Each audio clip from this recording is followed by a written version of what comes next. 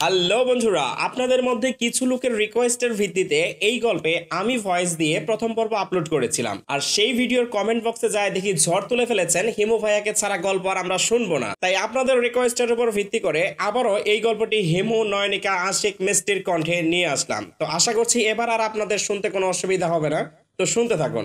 নিজের হবু বর হিসেবে সেনাবাহিনীর মেজর রফিক চৌধুরীকে দেখে চমকে উঠল সুনীতি। যে লোকটাকে জম্মের মতো ভয় পায়, যার আশেপাশে কয়েক সেকেন্ড থাকলে কাঁপাকাঁপি শুরু হয়ে যায়, তাকে কিনা আজীবন সহ্য করতে হবে। সুনীতি আর ভাবতে পারল না, দ্রুত উঠে দাঁড়িয়ে পড়ল।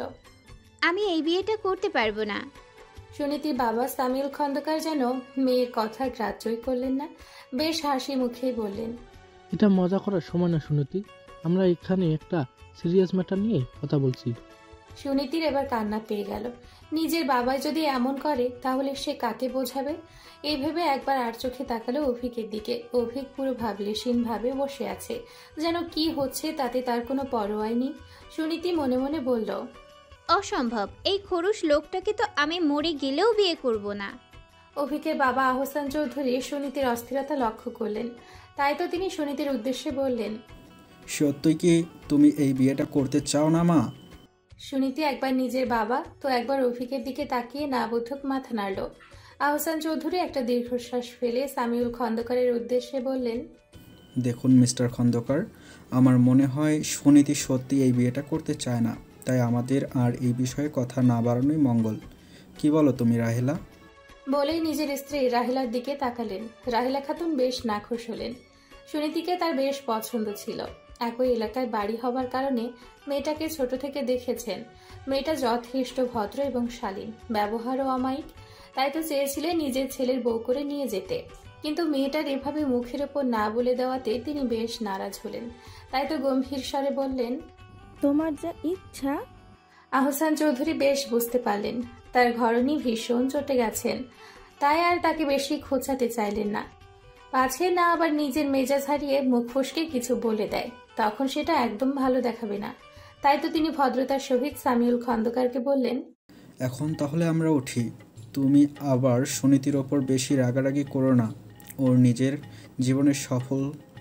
নিজের জীবনের সকল সিদ্ধান্ত নিজে নেওয়ার অনুমতি আছে। বলে নিজের স্ত্রীকে ইশারা করলেন উঠে দাঁড়াতে। রাহেলা খাতুন থমথমে মুখ নিয়ে উঠে দাঁড়ালেন। অভিকা অনেকক্ষণ থেকে হাঁসফাঁস করছিল, সেও দ্রুত উঠে স্থান ত্যাগ করল। সুনীতি তার যাওয়ার পানে তাকিয়ে দীর্ঘশ্বাস ফেলল। সামিউল খন্দকার ভীষণ লজ্জাবোধ করছেন। মেয়েটা এভাবে মুখের ওপরে না করে দিয়ে ঠিক করলো না। পরে তো বুঝিয়ে বলা যেত, বাসায় আসা গেস্ট এভাবে ফিরে গেলে ভালো দেখায় না। তাই তিনি অত্যন্ত বিনয়ের সহিত বললেন, আপনারা তো এখনো কিছু খেলেন না, অন্তত নাচাটুকু করে যান। আহসান চৌধুরী কিছু বলার পূর্বে রাহেলা খাতুন বলে উঠল, তার কোনো প্রয়োজন হবে না, আমাদের খিদে নেই।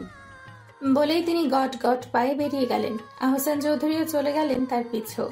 সবাই বেরিয়ে যাবার পর সামিউল খন্দকারের সব রাগ গিয়ে জমা হলো নিজের মেয়ের ওপর। তাই তিনি সুনীতির ওপর চেঁচামেচি করতে শুরু করে দিলেন, তোমার কি কোনো সেন্স নেই? জীবনে দেখছো এভাবে কেউ মুখের উপর না বলে? সামিউল খন্দকারের স্ত্রী নয়না খন্দকার রান্না করছিলেন। তিনি রান্নাঘর থেকে ছুটে এসে বলল, কি হলো, মেয়েটার উপর এত চেঁচামেচি করছো কেন? কেন করছি সেটা তোমার মেয়েকে জিজ্ঞেস করো। ও চৌধুরী সাহেবের মুখের উপর বলে দিয়েছে যে এই বিয়েটা ও করতে পারবে না। ওনারা অপমানিত বোধ করে না খেয়েই চলে গেলেন। সে কি, আমি যে ওনাদের জন্য কত কিছু বানালাম। সেটা তুমি নিজের গুণধর মেয়েকে বলো, আদর দিয়ে তো মাথায় তুলেছ। নয়না খন্দকার নিজের মেয়ের মাথায় হাত বুলিয়ে বলেন, এভাবে বলো না, একটাই তো মেয়ে আমাদের, ওকে আদর করব না তো কাকে করব? আর তাছাড়া ওর বয়সটাও তো কম, এখনো বাচ্চা, তাই বুঝতে পারেনি। সামিউল খন্দকার এবার নিজের স্ত্রীর ওপর রাগারাগি করে বললেন, তোমার মেয়ে এখনো ছোট আছে, 20 বছর পেরিয়ে গেছে, ভার্সিটিতে পড়ে তোমার মেয়ে, তবুও নাকি সে ছোট, লোকে শুনলে হাসবে। সুনীতি অসহায় দৃষ্টিতে তার মায়ের দিকে তাকালো।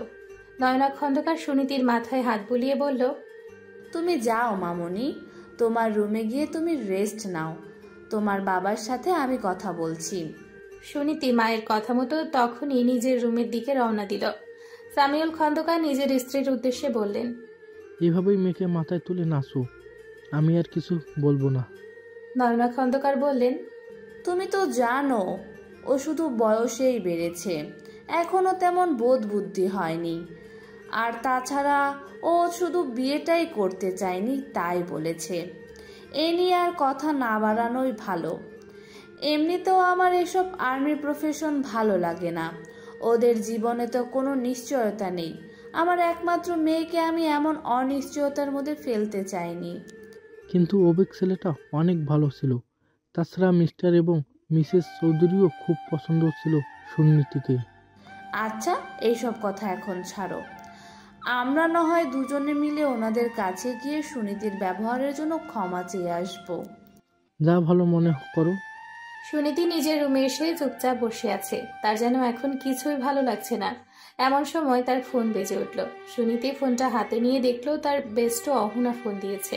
সুনীতি ফোনটা রিসিভ করতে অহনা বলে ওঠে, কি রে, কি খবর তোর? সুনীতি একটা দীর্ঘশ্বাস ফেলে। কি খবর চাস? তোকে এত উদাসীন লাগছে কেন? সুনীতি অহনাকে আজকের সকল ঘটনা খুলে বলল। সব শুনে অহনা হতাশা মিশ্রিত কণ্ঠে বলল, এটা তুই কি করলি পাগলি? আমি আবার কি করলাম? মেজর অভিককে তো গতবার দেখেছিলাম তোদের পাড়ায় গিয়ে। ওফ, কি হ্যান্ডসাম লোকটা, আর কি তার অ্যাটিটিউড। আমি তো প্রথম দেখায় তার প্রেমেই পড়ে গিয়েছিলাম। তুই কিভাবে প্রস্তাবটা ফিরিয়ে দিতে পারলি? সুনীতি বলল, আমার ওনাকে ভীষণ ভয় লাগে। ওনার কণ্ঠস্বরটা কি গম্ভীর, আর সবসময় কিভাবে রাগি রাগি চোখে তাকান। উফ, আমি আর ভাবতে পারছি না। ছোটবেলায় কতবার ওনার ধমক খেয়েছি, আজও ওই ঘটনা দুঃস্বপ্নে দেখি। তোর যদি ওনাকে এত পছন্দ হয়, তুই বিয়ে করে নে। প্রয়োজনে তাই করব। ধন্যবাদ আমার রাস্তাটা পরিষ্কার করে দেওয়ার জন্য। মজা করেই কথাটা বলে ফোন রেখে দিল অহনা। আর সুনীতি ফোন রেখে দিয়ে অহনার বলা কথাগুলো ভাবতে লাগলো। আসলে লোকটা ভীষণ সুদর্শন। তখনই তার কানে ভেসে উঠল 10 বছর আগের সেই ধমক। হ্যাঁ মেয়ে, আমার গিটারে হাত দিয়েছো কেন? ওটা রেখে দাও বলছি। ব্যাস, অতীত থেকে বেরিয়ে এসে সে বলল, আল্লাহ বাঁচাইছে। এদিকে বাড়িতে এসে অভিক নিজের রুমে ঢুকে দরজা বন্ধ করে চারিদিকে যা পাচ্ছে ছুড়ে ফেলছে। এখনো সেই মুহূর্তটা ভুলতে পারছে না। ওই মেয়েটার এত বড় সাহস অভিককে রিজেক্ট করে। অভিক যে সুনীতিকে পছন্দ করতো ব্যাপারটা এমন নয়, কিন্তু সুনীতি তাকে এভাবে রিজেক্ট করায় ব্যাপারটা তার আত্মসম্মানে লেগেছে, তাই সে এত রিয়াক্ট করছে। এদিকে রাহেলা খাতুন নিজের স্বামী আহসান চৌধুরীর উদ্দেশ্যে বললেন, সব দোষ আমার। আমি আবার কি করলাম? তুমিও তো সুনীতিকে দেখতে যেতে চেয়েছিলে। আমার কিচ্ছু ভালো লাগছে না। ওই মেয়ের এত বড় সাহস আমার হীরের টুকরা ছেলেকে রিজেক্ট করে। দেখবে ওর কোনোদিনও ভালো হবে না। এভাবে কাউকে বদদোয়া দেওয়া ঠিক না রাহেলা, তুমি নিজেও সামলাও। মেজর অভিক নিজের কক্ষে দরজা বন্ধ করে বসে আছে সকাল থেকে। রাহেলা খাতুন কয়েকবার এসে তাকে ডেকে গেছে, কিন্তু সে দরজা খুলেনি। তখনকার ঘটনাটা সে এখনো ভুলতে পারেনি। এরই মধ্যে তার ফোনে একটা কল আসে। মেজর অভিক বিরক্ত হয়ে ফোনটা হাতে তুলে নিতেই দেখতে পায় তার বন্ধু আরাফাত কল দিয়েছে। আরাফাত অভিকের সাথে সেনাবাহিনীতে কাজ করে, কিন্তু তার পোস্টিং আলাদা জায়গায়। অভিক ফোনটা রিসিভ করতে আরাফাত বলে, কিরে অভিক, কি খবর তোর? কি খবর চাস? আরে এত রেগে যাচ্ছিস কেন? মনে হচ্ছে তোর মন মেজাজ খুব একটা ভালো নেই। নিশ্চয়ই কিছু না কিছু হয়েছে। কি হয়েছে আমাকে খুলে বলতো। অভিক যত রাগী ও গম্ভীর হোক, আরাফাতের কাছে সে একদম খোলা বইয়ের মতো। ছোটবেলা থেকেই তাদের বন্ধুত্ব অনেক গভীর, তাই অভিক নিঃসংকোচে সকালে সুনীতিদের বাড়িতে ঘটে যাওয়া সকল ঘটনা আরাফাতকে সবিস্তারে বলল। আরাফাত সব শুনে ঠাট্টা ছলে বলে, কোন মেয়ের এত বড় বুকের পাটা যে আমার জাদরেল বন্ধুকে রিজেক্ট করে দেয়? আরাফাত, একদম মজা করবি না। আরে ভাই কুল কুল, আমার কথাটা শোন মন দিয়ে। তোর কি ওই মেয়েকে পছন্দ হয়েছিল নাকি? যদি হয়ে থাকে তো বল, প্রয়োজনে আমি ওই মেয়েকে তুলে এনে তোর সাথে বিয়ে দিয়ে দিব। অভিক বলে, ব্যাপারটা এমন না যে আমার ওই মেয়েটাকে পছন্দ হয়েছিল জন্য আমার এত রাগ হচ্ছে।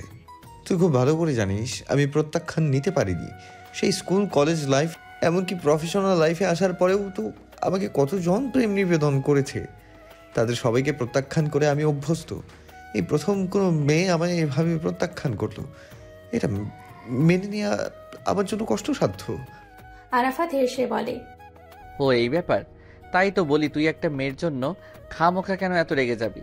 ব্যাপারটা তাহলে তোর ইগোতে লেগেছে। অভিক কোনো উত্তর দেয় না। আরাফাত একটা দীর্ঘশ্বাস ফেলে বলে, ব্যাপারটা অদ্ভুত হলেও সত্যি। তোর মতো এত সুদর্শন সুযোগ্য পাত্রকে একটা মেয়ে এভাবে প্রত্যাখ্যান করে দিয়েছে। আচ্ছা, মেয়েটা কি খুব সুন্দরী? সুন্দরী মাই ফুট, বেতুর ডিম একটা। যতবার ওই মেয়ের মুখোমুখি হয়েছি ততবার কেমন ভয়ার্ত চোখে আমার দিকে তাকিয়েছে। আমাকে দেখেই শীতার্থ ব্যক্তির মতো কাঁপতে থাকে। মনে হয় যেন আমি মানুষ না, কোনো বাঘ অথবা ভাল্লুক। আরাফাত এক পর্যায়ে খিলখিল করে হাসতে থাকে। অভিক বিরক্ত হয়ে ফোন রেখে দেয়। অতঃপর রেগে মেঝেতে আরো কয়েকটা পোশাক দিতে থাকে। পোশাক দেওয়ার সাথে সাথে তার সুঠাম দেহের পেশিগুলো স্পষ্ট হচ্ছে। পেশিবহুল হাতে চাপ পড়ায় সকল শিরা উপশিরা টের পাওয়া যাচ্ছে। যে কেউ এই অবস্থায় অভিককে দেখলে কোনো গ্রিক দেবতা ভেবে ভুল করে বসবে। সামিউল খন্দকার ড্রয়িং রুমে বসে তার স্ত্রী নয়না খন্দকারের সাথে বসে নিজেদের কন্যা সুনীতির ব্যাপারে কথা বলছিল। সামিউল খন্দকার চান যত দ্রুত সম্ভব নিজের মেয়ের বিয়ে দিতে। এদিকে নয়না খন্দকার স্বামীর উদ্দেশ্যে বলেন, মেয়েটাকে তুমি এত জলদি কেন বিয়ে দিতে চাইছো? ও তো সবে মাত্র অনার্স ফার্স্ট ইয়ারে পড়ে, আর কয়েকটা বছর যাক, তারপর নয় হয় বিয়ের কথা ভাবা যাবে। সামিউল খন্দকার বলেন, তুমি বুঝতে পারছো না নয়না, আমার সমস্যাটা অন্য জায়গায়। সেটাই তো জানতে চাচ্ছি, কি কারণে তুমি আমাদের একমাত্র মেয়েকে এত তাড়াতাড়ি বিয়ে দিতে চাইছো? আমি খোঁজ নিয়ে জেনেছি সুনীতি যেই ভার্সিটিতে পড়ে সেই ভার্সিটির এক ছাত্রনেতার নজর পড়েছে ওর উপর। নেতা কম, গুন্ডা বেশি বলা যায় ওকে। যেতে আসতে আমাদের মেয়েকে বিরক্ত করে। সুনীতি ভয়ে কাউকে কিছু বলতে পারে না, কারণ এই ছাত্রনেতা এর আগেও কিছু মেয়েকে এভাবে ডিস্টার্ব করেছে এবং তার প্রতিবাদ করায় তাদের তুলে নিয়ে গিয়েছে। নয়না খন্দকারের বুক ভয়ে কেঁপে ওঠে। এত ভয়ানক ঘটনা, অথচ তিনি আগে এটা আন্দাজও করতে পারেননি। নয়না খন্দকার ভয়ে ভয়ে বলেন, ব্যাপারটা যদি এমন হয় তো আমি তোমাকে আর বাধা দিব না। আমার কাছে সবার আগে আমার মেয়ের সুরক্ষা। এজন্যই তো চাচ্ছি সুনীতিকে বিয়ে পড়িয়ে দিয়ে ওর পড়াশোনায় ইতি টানতে। তাহলে এই ওকে আর সমস্যার সম্মুখীন হতে হবে না। আর এমনিতেও সুনীতিও পড়াশোনায় অতটা ভালো না, আবার পড়ার তেমন আগ্রহ নেই ওর মাঝে। ঠিক বলছো তুমি, কিন্তু একটা ভালো পাত্রের খোঁজ পাওয়া তো এত সহজ কথা না। এমন সময় কেউ বলে উঠল, ঘরের কাছে ভালো পাত্র থাকতে তোমাদের বাইরে কেন খোঁজ করতে হবে? নয়না খন্দকার এবং সামিউল খন্দকার সামনের দিকে তাকাতেই অবাক হয়ে যান। সামিউল খন্দকারের বড় বোন সালমা খন্দকার সামনে দাঁড়িয়ে। তাকে দেখে সামিউল খন্দকার উঠে দাঁড়িয়ে বলেন, আপা, আপনি এতদিন পর এলেন? সালমা বেগম এগিয়ে এসে মৃদু হেসে বলেন, এসেছিলাম একটা বিশেষ কাজে। অনেক দিন থেকেই ভাবছিলাম তোমাদের সাথে এই বিষয়টা নিয়ে কথা বলবো। যখনই শুনতে পারলাম তোমরা সুনীতির জন্য পাত্র খুঁজছ, তখন আর দেরি না করে চলে এলাম একটা সুন্দর প্রস্তাব নিয়ে। সামিউল খন্দকার ও নয়না খন্দকার একে অপরের দিকে অবাক চোখে তাকান। তারা বুঝতে পারেন না সালমা খন্দকার কি প্রস্তাব দিতে চলেছে। সামিউল খন্দকার নিজের বোনকে জিজ্ঞেস করেন, আপনি কোন প্রস্তাবের কথা বলতে এসেছেন আপা? সালমা খন্দকার মৃদু হেসে বলেন, তোমরা তো জানোই সুনীতিকে ছোট থেকে আমি নিজের মেয়ের মতোই দেখি। আমার খুব শখ ছিল আমি একটা মেয়ের মা হব, কিন্তু আল্লাহ আমার ঘরে দুটো রাজপুত্র পাঠালেন। তো সেজন্য অনেক আগে থেকে আমার ইচ্ছা সুনীতিকে আমার বাড়িতে নিয়ে যাব, তাও পার্মানেন্টলি। এজন্য আমি সুনীতির সাথে আমার বড় ছেলে সাজিদের বিয়ে দিতে চাই। তোমরা তো সাজিদের ব্যাপারটা সবটাই জানো। ও একজন প্রতিষ্ঠিত ছেলে, একটা সফটওয়্যার ইঞ্জিনিয়ার, আমেরিকায় একটা বড় কোম্পানিতে চাকরি করে, কিন্তু দেশীয় সংস্কার একদমই ভুলেনি। তাই তো ও আমাকে বলেছে আমি যেই মেয়েকে পছন্দ করব ও সেই মেয়েকেই বিয়ে করবে। আর ছেলের এমন সম্মতি পেয়েই আমি চলে এসেছি তোমাদের কাছে খুব সুন্দর একটা প্রস্তাব নিয়ে। আমি তোমাদের মেয়ে সুনীতিকে আমার বড় ছেলের বউ করে নিয়ে যেতে চাই। তোমরা কি এই প্রস্তাবে রাজি আছো? সামিউল খন্দকার হেসে বলেন, এ তো খুবই উত্তম প্রস্তাব। তুমি কি বলো নয়না? নয়না খন্দকারও খুশি হয়ে বলেন, তার বলতে সাজিদ অনেক ভালো ছেলে। ওর সাথে বিয়ে হলে আমাদের সুনীতিও অনেক সুখী হবে। তাহলে তোমরা আমার প্রস্তাবে রাজি তো? নয়না খন্দকার দৌড়ে গিয়ে ফ্রিজ থেকে মিষ্টি নিয়ে এসে সালমা খন্দকারকে সোফায় বসিয়ে মিষ্টি খাইয়ে দিয়ে বলেন, মিষ্টি মিপ করে নিন আপা, আমরা এই প্রস্তাবে রাজি। সালমা খন্দকার ভীষণ খুশি হয়ে যান। এদিকে সুনীতি সবে মাত্র ভার্সিটি থেকে বাসায় ফিরল। এসে নিজের বিয়ের কথা শুনতে লজ্জায় তার গাল লাল হয়ে গেল। আরো বেশি লজ্জা পেল যখন শুনল তার বিয়ে হবে তার কাজিন সাজিদের সাথে। সুনীতিকে দেখে সামিউল খন্দকার তাকে ডাক দিল, কিন্তু সুনীতি লজ্জায় নিজের ঘরের দিকে দৌড় দিল। নিজের রুমে এসে বিছানায় গা ছেড়ে দিয়ে সাজিদের ভাবনায় মগ্ন হলো। ছোটবেলা থেকেই সুনীতি মনে মনে সাজিদকে পছন্দ করে, আর আজ তার স্বপ্নের পুরুষের তরফ থেকে তার জন্য বিয়ের প্রস্তাব আসছে। ব্যাপারটা তার জন্য অনেক আনন্দের। সুনীতি নিজের কক্ষে বসে নিজের স্বপ্নের পুরুষের কথা ভেবে মুচকি মুচকি হাসছে। মনে পড়ে যাচ্ছে সেই মিষ্টি হাসি লোকটার কথা, যে হাসলেই বাম গালে টোল পড়ত। সুনীতি দু চোখ বন্ধ করে তার কথা ভেবে বলে, আপনি কবে দেশে ফিরবেন সাজিদ ভাই? আপনার অপেক্ষায় প্রহর গুনছি যে আমি। সুনীতির ভাবনার মাঝে সালমা খন্দকার তার কক্ষে এলো। সালমা খন্দকারকে দেখে সুনীতি ভীষণ খুশি হলো। সালমা খন্দকার সুনীতির খুশি মুখ দেখে বলল, তোর ইচ্ছেটা তো আমি পূরণ করে দিলাম। কেমন লাগলো আমার এই সারপ্রাইজটা? সুনীতি সালমা খন্দকারকে জড়িয়ে ধরে বলল, তোমাকে অনেক ধন্যবাদ ফুপু, তুমি আমার কথা রেখেছো। আমি তো ভেবেছিলাম আমার কয়েক বছর আগে বলা কথাটাকে তুমি ছেলে মানুষই ভাববে। কখনো ভাবতে পারিনি তুমি কথাটাকে এত সিরিয়াস ভাবে নেবে। সালমা খন্দকার মৃদু হেসে সুনীতির মাথায় হাত বুলিয়ে দিয়ে বললেন, সেদিন তোর চোখের ভাষা দেখে আমি তোর মনের কথা বুঝে গিয়েছিলাম। সেদিনই আমি ঠিক করে নিই তোকে আমার সাজিদের বউ করে ঘরে তুলব। কিন্তু সেই সময় তুই ছোট ছিলি, এজন্য কথাটা আমি তুলিনি। ভেবেছিলাম যখন তোর উপযুক্ত বয়স হবে এবং তোর বাবা মা তোর বিয়ে দিতে চাইবে, তখনই তাদের কাছে আমি তোর হাত চাইতে আসব। আর আজ সেই শুভ দিনটা চলে এলো। সুনীতি উত্তেজনায় তার ফুপুকে জিজ্ঞেস করে, আচ্ছা সাজিদ ভাইয়া কবে দেশে ফিরবে সেই ব্যাপারে কিছু জানো তুমি ফুপু? সালমা খন্দকার বলেন, ও দেখ, তোকে আসল খবরটা দিতেই ভুলে গিয়েছিলাম। আমার আজ সকালে সাজিদের সাথে কথা হয়েছিল। ও আমাকে বলেছে আজকের ফ্লাইটে ও নিউ ইয়র্ক থেকে ঢাকার উদ্দেশ্যে রওনা দিবে। বাংলাদেশ সময় কাল সকাল নাগাদ পৌঁছে যাবে। সাজিদের ফেরার খবর শুনে সুনীতির অধরের হাসি দৃঢ় হয়। কতদিন পর মানুষটাকে সামনাসামনি দেখার সুযোগ পাবে সে। সুনীতির দুটো চোখ যে তার শখের পুরুষকে দেখার তৃষ্ণায় ব্যাকুল। তাই তো সে সালমা খন্দকারের উদ্দেশ্যে বলে, ফুপু, কাল আমি তোমাদের সাথে এয়ারপোর্টে যেতে চাই সাজিদ ভাইকে রিসিভ করতে। তোমার কোনো আপত্তি নেই তো? আপত্তি থাকবে কেন? আমার তো ভালোই লাগবে তুই আমার সাথে গেলে। সাজিদ তোকে দেখে ভীষণ খুশি হবে। আমি সাজিদকে তোর ব্যাপারে জানাতেই ও এই বিয়েতে রাজি হয়ে গিয়েছে। এ কথা শুনে যেন সুনীতির খুশি আরো বেড়ে যায়। তার সরল মনে চিন্তা আসে, তাহলে কি সাজিদ ভাইও আমাকে পছন্দ করতো? অনেক সময় আমরা যা ভাবি বাস্তবতা তার থেকে আলাদাই হয়। এই যেমন যখন পৃথিবীর এক প্রান্ত থেকে সুনীতি ভাবছে তার সাজিদ ভাইও তাকে ভালোবাসে, অন্যদিকে সাজিদ অন্য এক রমণীকে নিজের বুকের সাথে আষ্টে পৃষ্ঠে জড়িয়ে আছে। ইভা থমাস, আমেরিকান এক শ্বেতাঙ্গ রমণী। মেয়েটার আরও একটা পরিচয় হচ্ছে সে সাজিদের প্রেমিকা এবং বিগত 2 বছর থেকে তারা নিউ ইয়র্কের একটি ফ্ল্যাটে লিভ-ইন সম্পর্কে রয়েছে।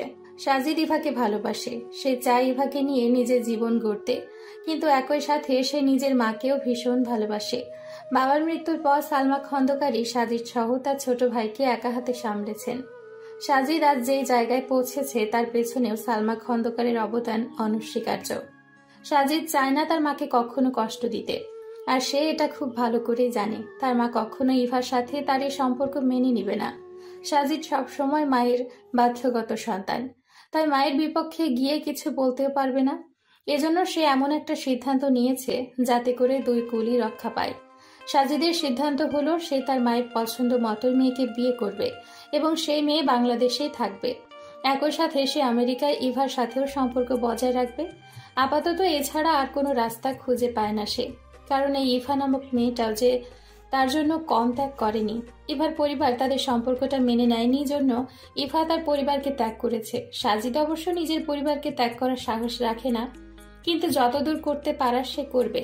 আর কিছুক্ষণ পরেই তার ফ্লাইটের সময়, এজন্য সাজিদ উঠে বসে, তৈরি হতে নেয়। ইভা বিষাদসিক্ত নয়নে তাকিয়ে থাকে সাজিদের দিকে। সাজিদ হেসে ইভার দিকে তাকাতেই ইভা বলে, তুমি ফিরছো কবে? 1 সপ্তাহের মধ্যে ফিরে আসবো। আমারও ইচ্ছা করছে তোমার সাথে তোমার দেশে যাওয়ার। তোমার ফ্যামিলির সাথে তো এখনো অবধি পরিচয় করিয়ে দিলা না। আমি গেলে পরিচয় হয়ে যেতাম। ইভার উদাস কণ্ঠ শুনে সাজিদ অসহায় কণ্ঠে বলে, তোমাকে তো আমি আগে বলছি বা, আমার মা স্ট্রোক মাইন্ডের মহিলা। তিনি এত সহজে আমাদের সম্পর্কটা মেনে নিবে না। আমাকে তাকে মানানোর জন্য একটু সময় চাই। আচ্ছা, তুমি সাবধানে যেও। আমার শরীরটা কয়েকদিন থেকেই ভালো যাচ্ছে না, নয়তো আমি তোমাকে এয়ারপোর্ট অবধি পৌঁছে দিতাম। তুমি নিজের খেয়াল রেখো বা, আমি এলিনাকে বলে দিচ্ছি, ও কয়েকদিন তোমাকে কোম্পানি দেবে। বলেই মিষ্টি একটা হাসি দেয়। সুনীতি বারবার নিজেকে আয়নায় দেখছে। আজ সে একটা মেরুন কালারের সালোয়ার কামিজ পরেছে। গত বছর ঈদে এটা তার মা তাকে কিনে দিয়েছিল। একটু পরে সালমা খন্দকার সুনীতিকে নিতে আসবে। তারপর সবাই মিলে একসাথে সাজিদকে এয়ারপোর্টে পিক করতে যাবে। সুনীতি সাধারণত খুব একটা মেকআপ করে না, তবে আজ হালকা মেকআপ করেছে। আয়নার বরাবর চোখ বুলিয়ে দেখছে তার সৌন্দর্যে কোনো কমতি আছে কিনা।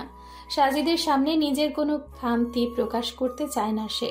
এদিকে নয়না খন্দকার দরজায় দাঁড়িয়ে মেয়ের পাগলামো দেখছেন। বারবার মেয়েকে এভাবে আয়নায় তাকাতে দেখে বলেন, তোমাকে অনেক সুন্দর লাগছে মামনি, বারবার এভাবে আয়না দেখতে হবে না। নিজের মাকে আসতে দেখে সুনীতি খানিক লজ্জা পায়, তাই তো আয়নার সামনে থেকে সরে আসে। নয়না খন্দকার এগিয়ে এসে মেয়ের কপালে চুমু খেয়ে বলেন, কারণ নজর না লাগুক। সুনীতি খুব সুন্দর করে একটা হাসি উপহার দেয়। এদিকে সামিউল খন্দকার রুমে এসে তাড়া দিয়ে বলেন, হলো তোমার? আপাতত সাগরকে নিয়ে চলে এসেছি। সাগর হলো সাজিদের ছোট ভাই, বর্তমানে ইন্টার সেকেন্ড ইয়ারে পড়ছে। বেশ চঞ্চল স্বভাবের ছেলেটা। সুনীতি সামিউল খন্দকারের সাথে নিচে যেতে সাগর সুনীতিকে দেখে বলে, বাহ, আজ তো তোমাকে অনেক সুন্দর লাগছে আপি। আমি তো তোমার থেকে আর চোখ ফেরাতে পারছি না। ভাইয়ার যে কি অবস্থা হবে। সালমা খন্দকার ধমক দিয়ে বলেন, খুব পাকা হয়েছো তাই না? কানটা ধরে মলে দিলে ভালো হবে। এদিকে সুনীতি লজ্জায় মিয়ে যায়। এয়ারপোর্টে এসে গাড়ি থেকে নেমে সুনীতি খেয়াল করে উত্তেজনায় তার হৃদস্পন্দন বেড়ে গেছে। দীর্ঘ 5 বছর পর কাঙ্ক্ষিত ব্যক্তিটির চেহারা দেখবে, তাই একটু বেশি উত্তেজিত সে। তার বাবা, ফুপু এবং সাগর ইতিমধ্যে এয়ারপোর্টের দিকে রওনা দিয়েছে। বর্তমানে এয়ারপোর্টের সামনে বেশ ভালোই ভিড়, কারণ হজের মৌসুম চলছে, যে কারণে এত ভিড়ের মাঝে হাঁটতে সুনীতির অসুবিধে হচ্ছিল। তার উপর অতিরিক্ত উত্তেজনা তো আছেই। এর মধ্যে সে ঘোষণা শুনতে পায় যে আমেরিকান এয়ারলাইন্সের New York John F Kennedy International Airport থেকে আসা বিমানটি একটু পরে ঢাকা শাহজালাল আন্তর্জাতিক বিমানবন্দরে ল্যান্ড করেছে। এটা শুনে তার উত্তেজনা দ্বিগুণ বেড়ে যায়। সে সাজিদকে দেখার তৃষ্ণা মেটানোর জন্য দৌড়াতে যায়। এমন সময় বেঁধে যায় বিপত্তি। এত লোকের মাঝে হঠাৎ এভাবে দৌড়াতে গিয়ে কারো একটা সাথে ধাক্কা খেয়ে পড়ে যেতে নেয় সুনীতি। এমন সময় দুটো বলিষ্ঠ হাত তাকে আঁকড়ে ধরে। সুনীতি ভয়ে দুচোখ বন্ধ করে নেয়, ভেবেছিল পড়েই যাবে। তবে হঠাৎ আবিষ্কার করে সে হয়তো শূন্যে ভাসছে। পিটপিট করে চোখ খুলে তাকাতেই যা দেখে তাতে ভয়ে কুকড়ে ওঠে। একজোড়া বিরক্তি ভরা দৃষ্টি তার দিকে স্থির। সুনীতি কিছু বলার চেষ্টা করে, কিন্তু ভয়ে তার কথা গলাতেই আটকে যায়। এদিকে মেজর রফিকের বিরক্তির পরিমাণ বাড়ে। সে এখানে এসেছিল তার বন্ধু আরাফাতকে রিসিভ করতে। এর মধ্যে হঠাৎ খেয়াল করে সুনীতি পাগলের মতো দৌড়াতে এগিয়ে আসছে। মেয়েটা একটা লোকের সাথে ধাক্কা খেয়ে পড়ে যেতে নিতেই তাকে ধরে ফেলে। অনেকক্ষণ থেকে মেয়েটার কোনো প্রতিক্রিয়া না দেখে ভারী কি কণ্ঠে ধমকে উঠে বলল, এয়ারপোর্টটাকে কি প্লেগ্রাউন্ড পেয়েছো নাকি যে উন্মাদের মতো দৌড়াচ্ছিলে? মেজর রফিক চৌধুরী তখনও সুনীতিকে শক্ত করে ধরেছিল। সুনীতি এমনিতেই এই লোকটাকে ভয় পায়। এখন তার এমন ধমক শুনে এবং এত কাছে থেকে ভয় বাড়ালো। কিছুতেই কিছু বলতে পারছিল না। অনেক কষ্টে বলে, আমাকে ছেড়ে দিন।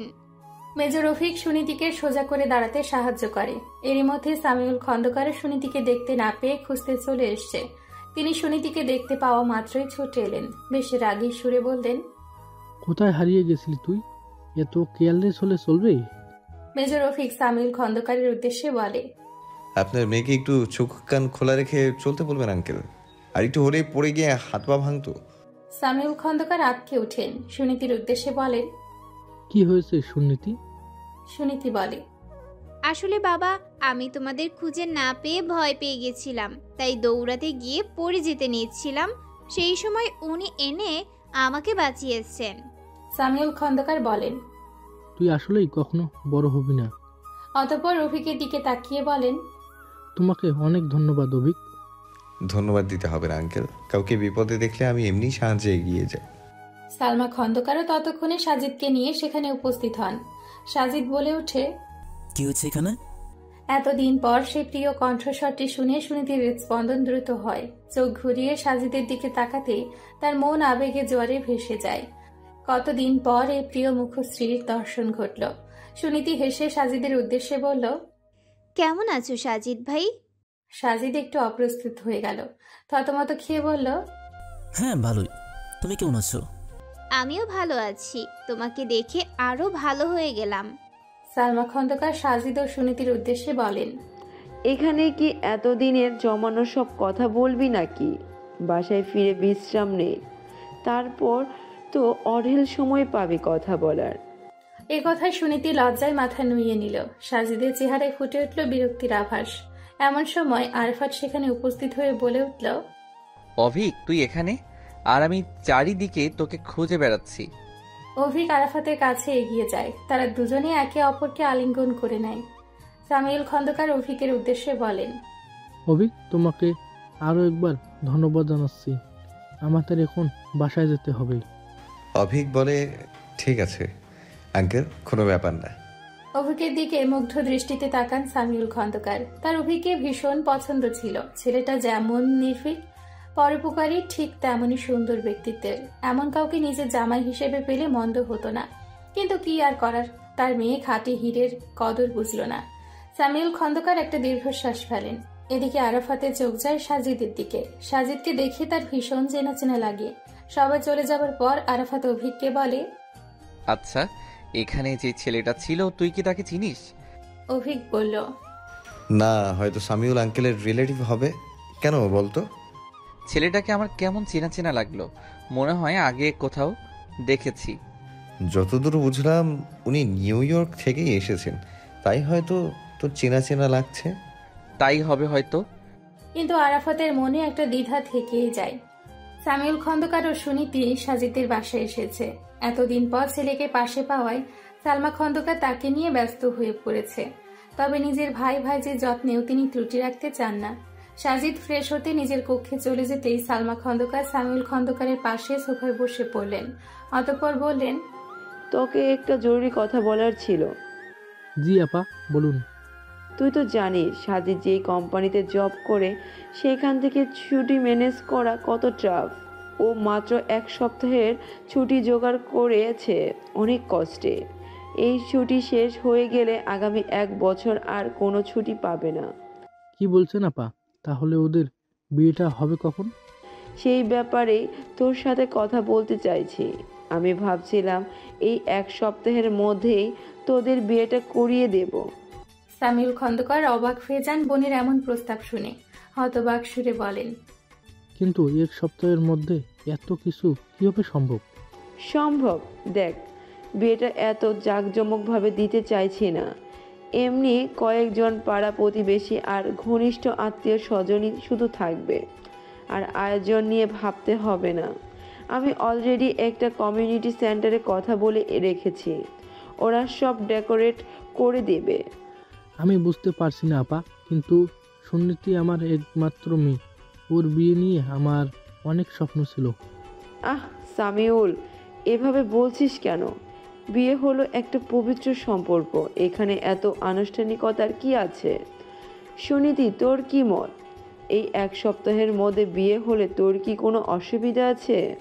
সুনীতি বলে, না, আমার কোনো অসুবিধা নেই। তাহলে তো হয়ে গেল। সামিউল খন্দকার বললেন, আমি বাসায় ফিরে নয়নার সাথে কথা বলে আপনাকে আমাদের সিদ্ধান্ত জানাচ্ছি। সুনীতি বাসায় ফিরে সর্বপ্রথম তার বান্ধবী অহনাকে সুখবরটা দিল, যা শুনে অহনা খুশি হয়ে বলল, কি বলিস দোস্ত? তাহলে 1 সপ্তাহের মধ্যেই তোর বিয়ের দাওয়াত পাচ্ছি? হ্যাঁ, আম্মু আব্বু রাজি হয়েছে। আগামী শুক্রবার আমার এবং সাজিদ ভাইয়ের বিয়ে। তুই নিশ্চয়ই খুব খুশি। অনেক খুশি তো হবারই কথা, নিজের পছন্দের মানুষকে বিয়ে করতে চলেছিস। আচ্ছা, তোর সাজিদ ভাইয়ের একটা পিকচার সেন্ড করতো। অহনার কথা মতো সুনীতি হোয়াটসঅ্যাপের মাধ্যমে সাজিদের খুব সুন্দর একটা ছবি পাঠিয়ে দিল। অতঃপর বলল, কেমন?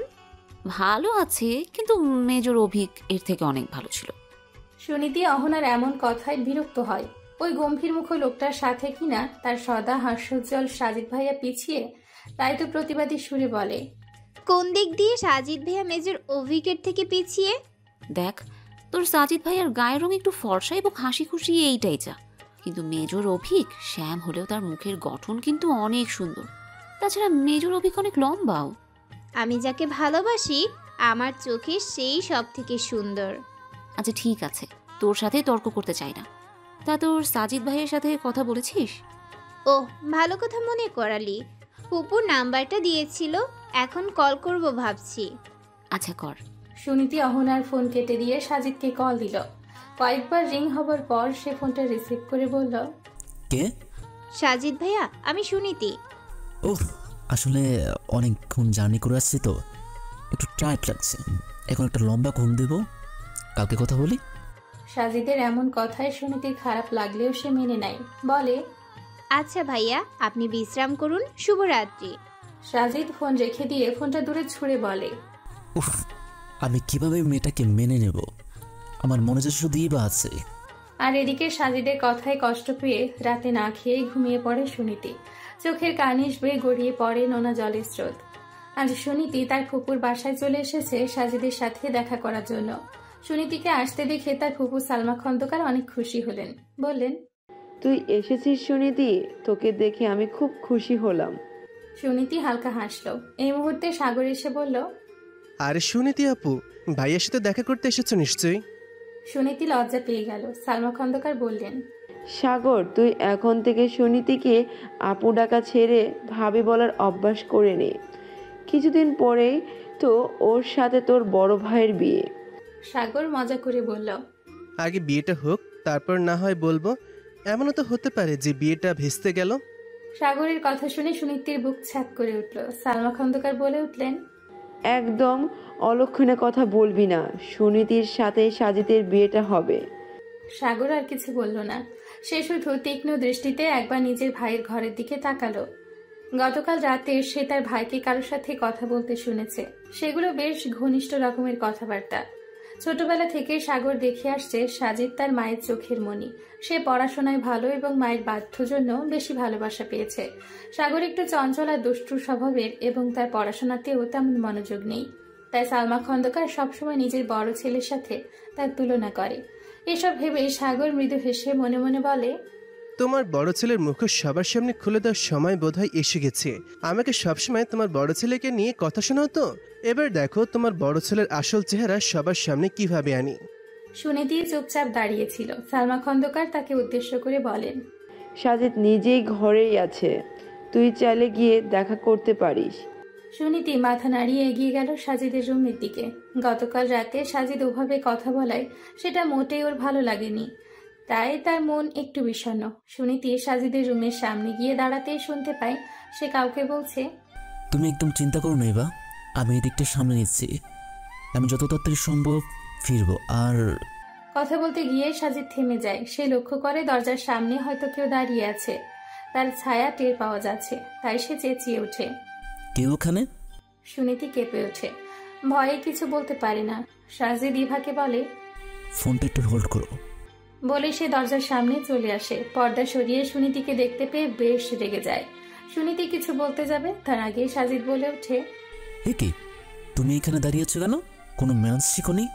শেষ লাইনটা বেশ চেঁচিয়ে বলে ফেলল। সুনীতি কাঁদতে শুরু করে দিল তার চিৎকারের শব্দে। সালমা খন্দকার এগিয়ে এসে সাজিদকে বললেন, কি হয়েছে সাজিদ, এভাবে চেঁচাচ্ছিস কেন? সাজিদ কিছু বলে না। সালমা খন্দকার খেয়াল করে সুনীতি কাঁদছে, তাই তিনি সুনীতিকে জড়িয়ে ধরেন। সুনীতি কাঁদতে কাঁদতে হেঁচকি উঠে যায়।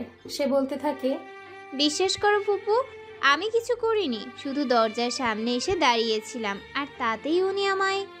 সালমা খন্দকার বেশ রেগে সাজিদকে বলেন, তুমি ওকে এভাবে ধমক দিচ্ছ কেন? আসলে আম্মু, আমি ফোনে একটু জরুরি কথা বলতেছিলাম, আর ও এই সময়। আচমকা সাগর সেখানে এসে বলে, তা কার সাথে কি এমন জরুরি কথা বলছিলি তুই যে সুনীতি আপু চলে আসলো এতেও ছুটে গেলি? তার চোখে মুখে সন্দেহের বান। সাজিদ ব্যাপারটা স্বাভাবিক করার জন্য সুনীতির কাছে গিয়ে বলে ওঠে, আই এম সরি, আসলে মেজাজটা খুব খারাপ ছিল, তাই তুমি কিছু মনে করো না সুনীতি। সুনীতি সাজিদের ওপর ভীষণ রাগ করেছিল, তাই তার কথার কোনো জবাব দেয় না। সালমা খন্দকার সুনীতিকে বলেন, তুই আমার সাথে আয়, আমি আজ সকালে খিচুড়ি রান্না করেছি, তুই তো খিচুড়ি খেতে ভালোবাসিস, চল খেয়ে নিবি। সুনীতি মাথা নাড়িয়ে সালমা খন্দকারের সাথে যেতে থাকে। তাদের যাওয়ার দিকে তাকিয়ে সাজিদ একটা দীর্ঘশ্বাস ফেলে। ওরা চলে যাবার পর সাগর সাজিদের সামনে এসে বলে, তা মায়ের ভালো ছেলের আর কি কি রূপ দেখতে হবে? ঠিক করে কথা বল সাগর, আমি বড় ভাই হই তোর। সম্মান করার মতন কাজ করলে সম্মান পাবি, না হলে নয়। একটা কথা জানিস তো ভাইয়া, অতিভক্তি চোরের লক্ষণ। তোর উপর আমার কেন জানি সন্দেহ হয়। আসলে কি তুই এতটা ভালো মানুষ যতটা মানুষকে দেখাস? মা, মানে কি বলতে চাচ্ছিস তুই? আমি কি বলতে চাচ্ছি সেটা তুই খুব ভালোভাবে বুঝতে পারছিস। যাই হোক, একটা কথা মাথায় রাখিস, সুনীতি আপুকে কিন্তু আমি আমার নিজের বড় বোনের থেকে কম কিছু ভাবি না। তাই তুই যদি সুনীতি আপুকে কোনোভাবে ঠকানোর চেষ্টা করিস, তাহলে আমি তোকে ছেড়ে কথা বলবো না। এটুকু বলে সাগর বিদায় নেয়। এদিকে সাগরের কথা শুনে সাজিদের শরীর বেয়ে ঘাম নামতে থাকে। সে টিস্যু দিয়ে ঘাম মুছতে থাকে। মেজর রফিক তার বন্ধু আরাফাতকে নিয়ে আজ একটু শহর ঘুরে দেখছিল। কতদিন হয়ে গেল দুই বন্ধু একসাথে আড্ডা দেয় না। কাজে এতটা ব্যস্ত থাকতে হয় যে অন্যদিকে নজর দেওয়ার সময়ই নেই। আজ ঘুরতে ঘুরতে দুজনে শহরের শেষ প্রান্তে মফস্বল এলাকায় চলে আসে। এখানে এসে একটু স্বস্তির নিঃশ্বাস নেয় আরাফাত। একটা গাছের নিচে বসে বলে, তুইও আমার পাশে বস, আবার আমরা হারিয়ে যাই কলেজ জীবনে।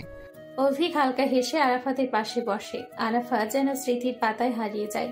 হঠাৎ করে বলে ফেলে, তোর মনে আছে আমাদের কলেজ দিনের কথা? আমি, তুই আরও। আরাফাত নিজের কথা সম্পূর্ণ করার আগে অভিক তাকে থামিয়ে দেয়। আরাফাত একটা দীর্ঘশ্বাস ফেলে। অভিক বলে, অতীতকে তার জায়গাতেই থাকতে দে, বর্তমানে টেনে এনে এই সুন্দর মুহূর্তটা নষ্ট করিস না। তুই আজও ওকে মনে রেখেছিস? আরাফাতের প্রশ্নে ভীষণ রেগে যায় অভিক। গা ঝাড়া দিয়ে উঠে বসে বলে, তোকে প্রথম এবং শেষবারের মতো ওয়ার্নিং দিচ্ছি, আমার সামনে আর ওর নাম নেবি না, ক্লিয়ার? আরাফাত আর কিছু বলে না। সে বেশ ভালোই বুঝতে পেরেছে অভিক মুখে যায় বলুক, এখনো অতীতকে আঁকড়ে ধরে আছে, এখনো ভুলে যায়নি অতীতের মুহূর্তগুলো। তাই সে অভিকের কাঁধে হাত রেখে বলে, দুঃখ নিজের মাঝে লুকিয়ে রাখা কোনো সমাধান না, মাঝে মাঝে দুঃখ কারোর সাথে ভাগ করে নিতে হয়। অভিক তখনও চুপ। আরাফাত একটু থেমে বলে, বুঝতে পারছি তুই আমার সাথে নিজের দুঃখগুলো শেয়ার করবি না, তাহলে যার সাথে নিশ্চিন্তে শেয়ার করতে পারবি তার সাথেই করিস। আঙ্কেল বলছিল তোর বিয়ের কথা। তুই বাবাকে বলিস এই নিয়ে আর কথা না তুলতে, আমার এসবে আগ্রহ নেই। এটা কেমন কথা? আমাদের সবারই জীবনে সঙ্গীত প্রয়োজন। But I don't need, major Abhik is enough for him. বলে সে হনহন করে হাঁটা ধরে। আরাফাত অভিকের যাওয়ার পানে তাকিয়ে দীর্ঘশ্বাস ফেলে বলে, কিন্তু আজ আমি উপলব্ধি করলাম তোর কাউকে দরকার, অন্য সবার থেকে বেশি দরকার একজন সঙ্গীর, যার কাছে নির্দ্বিধায় খোলা বইয়ের মতো সবকিছু শেয়ার করতে পারবি। সুনীতি তার ফুপু সালমা খন্দকারের সাথে বসে বসে গল্প করছিল। গল্প করার ফাঁকে ফাঁকে আর চোখে সাজিদকে দেখছিল। সাজিদ একটু দূরে বসে কম্পিউটারে কিছু কাজ করছিল। সুনীতি আলাপচারিতা শেষে তার ফুপুকে বলে, এখন তাহলে আমি উঠি ফুপু। এত তাড়াতাড়ি চলে যাবি? হ্যাঁ, আসলে আজ ভার্সিটিতে যেতে হবে, একটু জরুরি ক্লাস আছে। সুনীতি উঠতে যাবে তখন সালমা খন্দকার সাজিদের উদ্দেশ্যে বলল, সাজিদ যা, সুনীতিকে ওর ভার্সিটিতে গিয়ে ড্রপ করে আয়। সাজিদ বিরক্তি নিয়ে উঠে বসে। সুনীতির দিকে এক পলক তাকিয়ে বলে, চলে আসো, আমি গাড়িটা বের করছি। সুনীতি মাথা নাড়ায়। সাজিদ বাড়ি থেকে বের হতে সাগর এসে সেখানে উপস্থিত হয়। সালমা খন্দকার নিজের কাজে ব্যস্ত হয়ে পড়েন। রান্নাঘরে গিয়ে তিনি আজকের রান্না করতে থাকেন। এই সুযোগ সাগর সুনীতির কাছে এসে তাকে বলে, ছোট ভাই হিসেবে তোমাকে একটা পরামর্শ দিচ্ছি আপু, তুমি চোখ কান খোলা রাখো, চোখ বন্ধ করে কাউকে বিশ্বাস করো না। আজকালকার যুগে কাউকে এত সহজে বিশ্বাস করতে নেই। সুনীতি সাগরের এসব কথার কোনো মানে বুঝতে পারল না। কাকে উদ্দেশ্য করে সে এই কথাগুলো বলল। সুনীতি কিছু সময় সাগরের পানি অবাক হয়ে চেয়ে থাকে। কিছু বলতে যাবে তার আগে সাজিদ এসে বলে, তোমাকে কেন বললাম তাড়াতাড়ি আসতে? আমি গাড়িটা বের করে কতক্ষণ ওয়েট করব? সুনীতি বলে, আচ্ছা চলুন আমি যাচ্ছি। সুনীতি যাওয়ার জন্য সামনে পা বাড়াতে সাগর আবারও তাকে উদ্দেশ্য করে বলল, যা বললাম সেই কথাটা মাথায় রেখো আপু। সুনীতি সাগরের দিকে এক পলক তাকিয়ে বাইরে চলে এলো। তারপর সাজিদ তার সামনে গাড়ি নিয়ে আসায় সাজিদের গাড়িতে উঠে বসলো। সাজিদ গাড়ি চালানো শুরু করলো। সাজিদের পাশের সিটেই বসে আছে সুনীতি। তার মনে একদম অন্যরকম ফিলিংস হচ্ছিল। সাজিদ হঠাৎ করে বলে উঠল, আচ্ছা সাগর তোমায় কি বলছিল? সুনীতি বলল, তেমন বিশেষ কিছু না। সাজিদ একটা স্বস্তির নিঃশ্বাস ফেলে বলে, ওর থেকে একটু দূরে দূরে থাকো। ছোট থেকেই আমাকে সহ্য করতে পারে না, কারণ মা ওর থেকে আমাকে একটু বেশি ভালোবাসে। তাই ও তো তোমাকে আমার নামে মন কাড়ানোর চেষ্টা করবে। সুনীতি বলে, আমার বিশ্বাস আছে আপনার উপর। কারো কথায় সেই বিশ্বাসের বিন্দু মাত্র ফাটল আসবে না। আমি জানি আপনি মানুষ হিসেবে অনেক ভালো। সাজিদ একটা বাঁকা হাসি দিয়ে মনে মনে বলে, এই অন্ধবিশ্বাসটাই তোমার জীবনে কালো হয়ে যাবে। আমাকে তো বিশ্বাস না করলে পারতে। সাজিদ সুনীতিকে তার ভার্সিটির সামনে এসে নামিয়ে দিল। সুনীতি গাড়ি থেকে নামার সাথে সাথে সাজিদের ফোনে কারো কল এলো। সাজিদ মৃদু হেসে ফোনটা রিসিভ করে কথা বলতে শুরু করলো। সুনীতি দেখলো সাজিদ কারোর সাথে কথা বলায় ব্যস্ত, তাই সে আর সাজিদকে কিছু না বলে সামনের দিকে যেতে লাগলো। এদিকে সাজিদ ইভার সাথে কথা বলছিল। ইভা উদ্বিগ্ন স্বরে সাজিদকে বলে, তুমি কবে ইউএসএ ফিরবে? তোমার জন্য আমি আর কত অপেক্ষা করব? প্লিজ তাড়াতাড়ি ফিরে এসো। সাজিদ বলে, আর কয়েকটা দিন অপেক্ষা করো। মায়ের শরীরটা অনেক খারাপ, তাকে নিয়ে অনেক হাসপাতালে দৌড়াদৌড়ি করতে হয়। আর এই অবস্থায় আমি কি করে যাই বলো? মায়ের প্রতি তো আমার একটা কর্তব্য আছে। তুমি তোমার মাকেও এখানে নিয়ে এসো, তাহলে তো সমস্যা মিটেই যায়। তুমি তো জানোই মা এই দেশ ছেড়ে কোথাও চাইতে চায় না। ইভা একটা দীর্ঘশ্বাস ফেলে বলে, আমাদের বিয়ের কথাটা তোমার মাকে জানিয়েছো তো? সাজিদ বলার মতো কিনা খুঁজে পায় না। এখানে আসার কিছুদিন আগে সাজিদ ইভাকে বিয়ে করে নিয়েছে। মূলত ইভা জেদের কারণেই বিয়ে করতে বাধ্য হয়েছে। সাজিদ একটু ভেবে বলে, মায়ের শরীরটা একটু ভালো, তারপর নয় বলবো। এদিকে সুনীতি ভার্সিটির গেট পেরিয়ে ভেতরে ঢুকতে যাবে, এমন সময় তার সামনে এসে দাঁড়ালো ছাত্রনেতা মন্টু। এই মন্টু সেই ছেলে যার ভয়ে সুনীতির বাবা মা তাকে দ্রুত বিয়ে দিতে চাইছে। মন্টুকে দেখে সুনীতির ভীষণ রাগ হয়। সে মন্টুর উদ্দেশ্যে বলে, আমার সামনে থেকে সরো, না হলে কিন্তু আমি চিৎকার করে লোক জড়ো করব। মন্টু একটা বিশ্রী হাসি দিয়ে বলে, চিৎকার করবে? আচ্ছা করো, দেখি কার বুকের এত পাটা আছে যে মন্টুর বিপক্ষে কথা বলে। সুনীতি মন্টুকে পাশ কাটিয়ে চলে যেতে নেবে, এমন সময় মন্টু তার হাত টেনে ধরে। সুনীতির রেগে মন্টুর গলে ঠাস করে একটা থাপ্পড় বসিয়ে দেয়। সেই থাপ্পড়ে মন্টু রেগে গিয়ে বলে, তোমার এত বড় সাহস, তুমি মন্টুর গায়ে হাত দিয়েছো? এর ফল ভালো হবে না। আমি তোমাকে ভয় পাই না। আমার গায়ে দ্বিতীয়বার স্পর্শ করার আগে এই কথাটা মনে রাখবে। মন্টু একটা বিশ্রী হাসি দিয়ে সুনীতিকে বলে, এর থেকে আরো বেশি নিবিড়ভাবে স্পর্শ করব তোমায়। তোমার শরীরের প্রত্যেক অংশে আমার হাতের ছোঁয়া থাকবে। সুনীতি আরো কিছু বলতে যাবে, তার আগে দেখতে পেল সাজিদ তার দিকে এগিয়ে আসছে। সাজিদ সুনীতির সামনে এসে জিজ্ঞেস করলো, তুমি এখন এখানে দাঁড়িয়ে আছো কেন? সুনীতি কিছু বলতে যাবে, তার আগেই মন্টু বলে, এটাকে আমার শালা বাবু নাকি? কিন্তু আমি যতদূর জানি তোমার তো কোনো ভাই নেই। সাজিদ বলে, আমি আর হবু বর। এই শুনে মন্টু ভীষণ রেগে যায়। সুনীতির উদ্দেশ্যে বলে, তুমি এভাবে অন্য কাউকে বিয়ে করতে পারো না। বলে সে এগিয়ে গিয়ে সাজিদের গায়ে হাত তুলতে যাবে, এমন সময় কিছু ছেলে পেলে এদিকে ছুটে আসে। তাদের সবাইকে আসতে দেখে মন্টু ভয়ে দূরে সরে যায়, কারণ এরা তার প্রতিপক্ষ নেতার দলের লোক। ছেলেপেলেগুলো এগিয়ে এসে সুনীতিকে বলে, এই ছেলে তোমাকে আবার বিরক্ত করছিল? তোমাকে না বলেছে আমাদের ভাইয়ের কাছে সাহায্য চাইতে? সুনীতি বলে, আপনাদের অনেক ধন্যবাদ ভাইয়া এগিয়ে আসার জন্য। এরপর সে সাজিদকে বলে, আপনি ঠিক আছেন তো? তোমাকে তো ভালো মেয়ে ভেবেছিলাম, ভার্সিটিতে এসে এসব কি দেখলাম। আপনি ভুল বুঝছেন, ওই ছেলেটা। চুপ, একদম চুপ। শুধু তো মা তোমাকে পছন্দ করেছে, এজন্য আমি তোমাকে বিয়ে করতে বাধ্য। না হলে মরে গেল তোমায় বিয়ে করতাম না।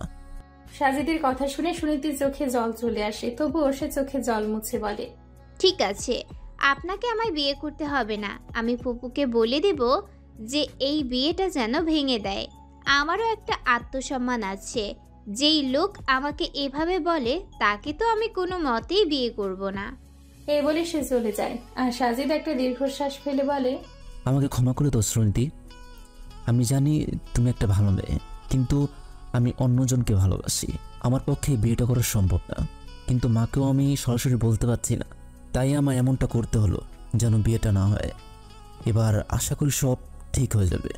সুনীতি ভার্সিটি থেকে বাসায় ফিরে এসেই নিজের ঘরে ঢুকে দরজা বন্ধ করে দেয়। রাগে তার চোয়াল কাঁপছে। কিভাবে সাজিদ তাকে এতটা অপমান করলো? সে কি ভেবেছে সুনীতি সব মুখ বুঝে মেনে নিবে? তেমনটা মোটেই না। সুনীতি প্রতিবাদ করতে জানে। এদিকে নয়না খন্দকার ক্রমাগত দরজা ধাক্কিয়ে চলেছেন, কিন্তু সুনীতি দরজা খুলল না। সামিউল খন্দকার অফিস থেকে ফিরে এসব দেখে ভীষণ রেগে গেলেন। সুনীতি রুমের সামনে এসে জোরে একটা ধমক দিতেই সুনীতি এসে দরজা খুলে দিল, তার চোখে জল। সামিউল খন্দকার রাগী কণ্ঠে বললেন, এসব কি সুনীতি? কেন এমন করছো? কি হয়েছে সেটা বলো তো। আমি সাজিদ ভাইয়াকে বিয়ে করব না, ব্যাস। আমাকে আর কোনো প্রশ্ন করবে না। সামিউল খন্দকার এবং নয়না খন্দকার দুজনেই অবাক হয়ে নিজের মেয়ের দিকে তাকিয়ে রইলেন। তারা তাকে অনেক প্রশ্ন করতে লাগলেন, কিন্তু সুনীতি চুপ করে রইল। নিজের জেদে সে অটল। শেষ পর্যন্ত সামিউল খন্দকার বাধ্য হয়ে তার বোন সালমা খন্দকারকে ফোন করে সব জানালেন। সব শুনে সালমা খন্দকার বললেন, তোরা কোনো চিন্তা করিস না, আমি ব্যাপারটা দেখছি। আমি যখন বলেছি সুনীতিকে আমার সাজিতে বউ করে আনবো, তখন তাই হবে। বেশ অহমের সাথে কথাটা বলে তিনি ফোন কেটে দিয়ে রগি চোখে তাকালেন সাজিদের দিকে। সাজিদ তার সামনেই দাঁড়িয়ে আছে। সালমা খন্দকার সাজিদের উদ্দেশ্যে বলে, নিশ্চয় তুই কিছু করেছিস।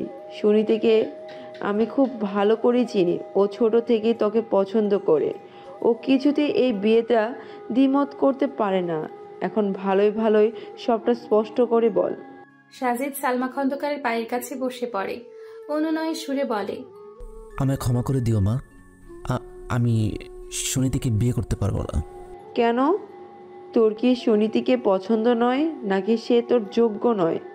এমনটা নয় মা, আর স্পষ্ট করে যদি বলি তাহলে সুনীতি নয়, আমার পক্ষে আর কোনো মেয়েকে বিয়ে করা সম্ভব না। এর কারণ কি জানতে পারি?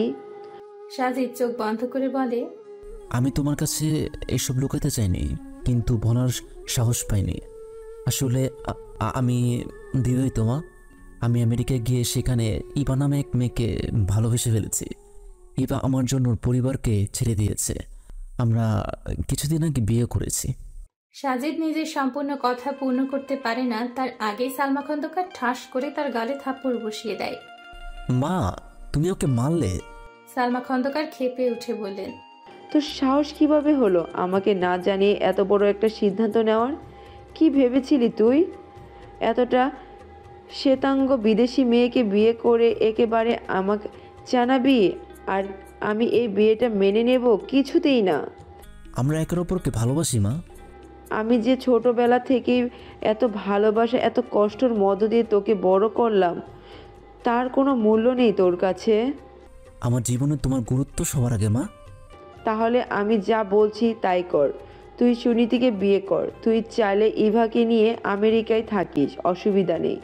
সুনীতি না হয় এই দেশেই আমার কাছে থাকবে। আমারও তো কারো একজন সঙ্গ দরকার, আর সুনীতিকে এসব কিছুই জানানোর দরকার নেই। এসব তুমি কি বলছো মা? এমনটা করলে তো ইভা ও শ্রুতি দুজনকে ঠকানো হবে। আমি এমনটা করতে পারবো না। তোকে আমার কথা শুনতেই হবে, আর যদি না শুনিস তাহলে আমি নিজেকে শেষ করে দেব। মা, শুধু তাই নয়, তোকে তোর বাবার সব সম্পত্তি থেকে বঞ্চিত করব। তুই বলেছিলি না তোর একটা বিজনেস শুরু করার জন্য 30 লক্ষ টাকা প্রয়োজন? সেই জন্যই তোকে সুনীতিকে বিয়ে করতে হবে। এর মাধ্যমে সামিউল তোকে এই টাকাটা দিবে। আমি যা করছি তোর ভালোর জন্যই করছি। কিন্তু কোনো কিন্তু নয়। মায়েরা যা করে সন্তানদের ভালোর জন্য করে। যা, আমি ইভার সাথে তোর বিয়েটা মেনে নিলাম। তুই আমেরিকায় ওর সাথে সুখে থাক।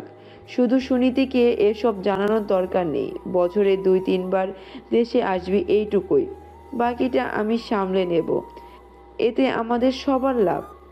আমার কাছে তো তোকে দেওয়ার জন্য 30 লক্ষ টাকা নেই। সেই টাকাটা সামিউল তোকে দিবে, আর এজন্যই তোকে সুনীতিকে বিয়ে করতে হবে। সাজিদ এবার নিজের মায়ের সাথে তাল মিলিয়ে বলল, ঠিক আছে মা, যাও, তাই করবো আমি। এই না হলে আমার ছেলে অভিক পুনরায় তার আর্মি ক্যাম্পে ফিরে যাওয়ার জন্য প্রস্তুতি নিচ্ছিল। আহসান চৌধুরী এসে অভিককে বললেন, এখনই ফিরে যাচ্ছ? এখনো তো 1 সপ্তাহ সময় আছে। অভিক বলল, এখানে আর মন টিকছে না আব্বু, 1 সপ্তাহ না হয় রেজিমেন্টেই অবস্থান করব। এমন সময় রাহিলা খাতুন এসে বললেন, এখন তোমার কোথাও যাওয়া হবে না, ব্যাস যেদিন ছুটি শেষ হবে সেদিনই যাবে। কিন্তু আব্বু, আমি আর কোনো কথা শুনতে চাই না। অভিকের আব্বু, তুমি ওকে বুঝিয়ে দাও আমি ঠিক কি বলতে চাইছি। আমি কুলসুম আপার সাথে কথা বলেছি, উনি আমাকে খুব ভালো একটা মেয়ের সন্ধান দিয়েছে। আমি ঠিক করেছি যে এবার অভিক ফেরার আগেই ওর এঙ্গেজমেন্টটা করিয়ে রাখবো, আর যদি সুযোগ পাই তো কাবিন করিয়ে রাখবো। অভিক বেশ রাগী সুরে বলল, আমি এসব ব্যাপারে আর কোনো কথা শুনতে চাই না, লাউড অ্যান্ড ক্লিয়ার। রাহিলা খাতুনও নাছোড়বান্দা হয়ে বললেন, আমিও বলে দিলাম তোমাকে বিয়ে করেই ছাড়বো। এই বলে রাহিলা খাতুন অভিকের ব্যাগপত্র কেড়ে নিয়ে বলল, মায়ের জেদের কাছে ছেলেকে নত যেন হতেই হবে। কাল আমরা মেয়ে দেখতে যাচ্ছি, এটা লাউড অ্যান্ড ক্লিয়ার। অভিক একবার আহসান চৌধুরীর দিকে তাকালো, কিন্তু তিনিও ইশারা করে বুঝিয়ে দিলেন এই ব্যাপারে তিনি আর কিছুই করতে পারবেন না। অভিক একটা দীর্ঘশ্বাস ফেলে বলে, ঠিক আছে, মেয়ে না হয় দেখতে যাব, কিন্তু বিয়ের প্রতিশ্রুতি আমি দিতে পারছি না। আহসান চৌধুরী বিড়বিড় করে বললেন, তোমার প্রতিশ্রুতির থেকে আল্লাহর ইচ্ছাটাই বেশি কার্যকর। তিনি যদি চান তাহলে তোমার অবিবাহিত তকমা খুব শীঘ্রই মিটবে। সুনীতির সামনে এসে দাঁড়িয়েছে সাজিদ। সালমা খন্দকার রাগী কণ্ঠে সাজিদকে বলছেন, সব কিছুর জন্য সুনীতির কাছে ক্ষমা চা। সাজিদ মাথা নিচু করে বলে, সকালের ঘটনার জন্য আমি আন্তরিকভাবে দুঃখিত। আমার উচিত হয়নি তোমাকে ওভাবে বলার। আসলে তখন ওই ছেলেটা তোমাকে এত কাছ থেকে আমি নিজেকে সামলাতে পারিনি, রেগে এত কিছু করে ফেলেছি। সুনীতি রেগে বলে, আপনি যা বলেছিলেন তা অত্যন্ত অপমানজনক। আমি এত কিছুর পর আপনায় ক্ষমা করতে পারি না। সালমা খন্দকার বুঝতে পারলেন পরিস্থিতি বেগতিক, তাই তিনি সবটা নিয়ন্ত্রণ করার জন্য সুনীতির সামনে এসে তার সামনে হাত জোড় করে বলেন, আমি সাজিদের হয়ে তোর কাছে হাত জোর করে ক্ষমা চাইছি। দয়া করে তুই এসব মনে রাখিস না। আমার অনেক স্বপ্ন তোকে নিজের বাড়ির বউ করব। আমার এই স্বপ্নটা নষ্ট করিস না। বলেই তিনি কান্নার ভান করলেন। সালমা খন্দকারের এই কান্না দেখে সুনীতির মন গলে গেল, তাই সে বলল, তুমি এভাবে কেঁদো না পুপু। এই বলে সে সাজিদের দিকে তাকিয়ে বলল, শুধুমাত্র পুপুর কথা ভেবে আমি আপনাকে ক্ষমা করলাম, কিন্তু দ্বিতীয়বার এমন করার কথা ভাববেন না। আমার বাবা মা আমায় উঁচু মাথায় আত্মসম্মান নিয়ে বাঁচতে শিখিয়েছে, তাই নিজের সম্মান লঙ্ঘিত হওয়া আমি কিছুতেই সমর্থন করব না। বলে সুনীতি একবার সাজিদ আরেকবার নিজের ফুপুর দিকে তাকিয়ে চলে গেল। সালমা খন্দকার স্বস্তির নিঃশ্বাস ফেললেন।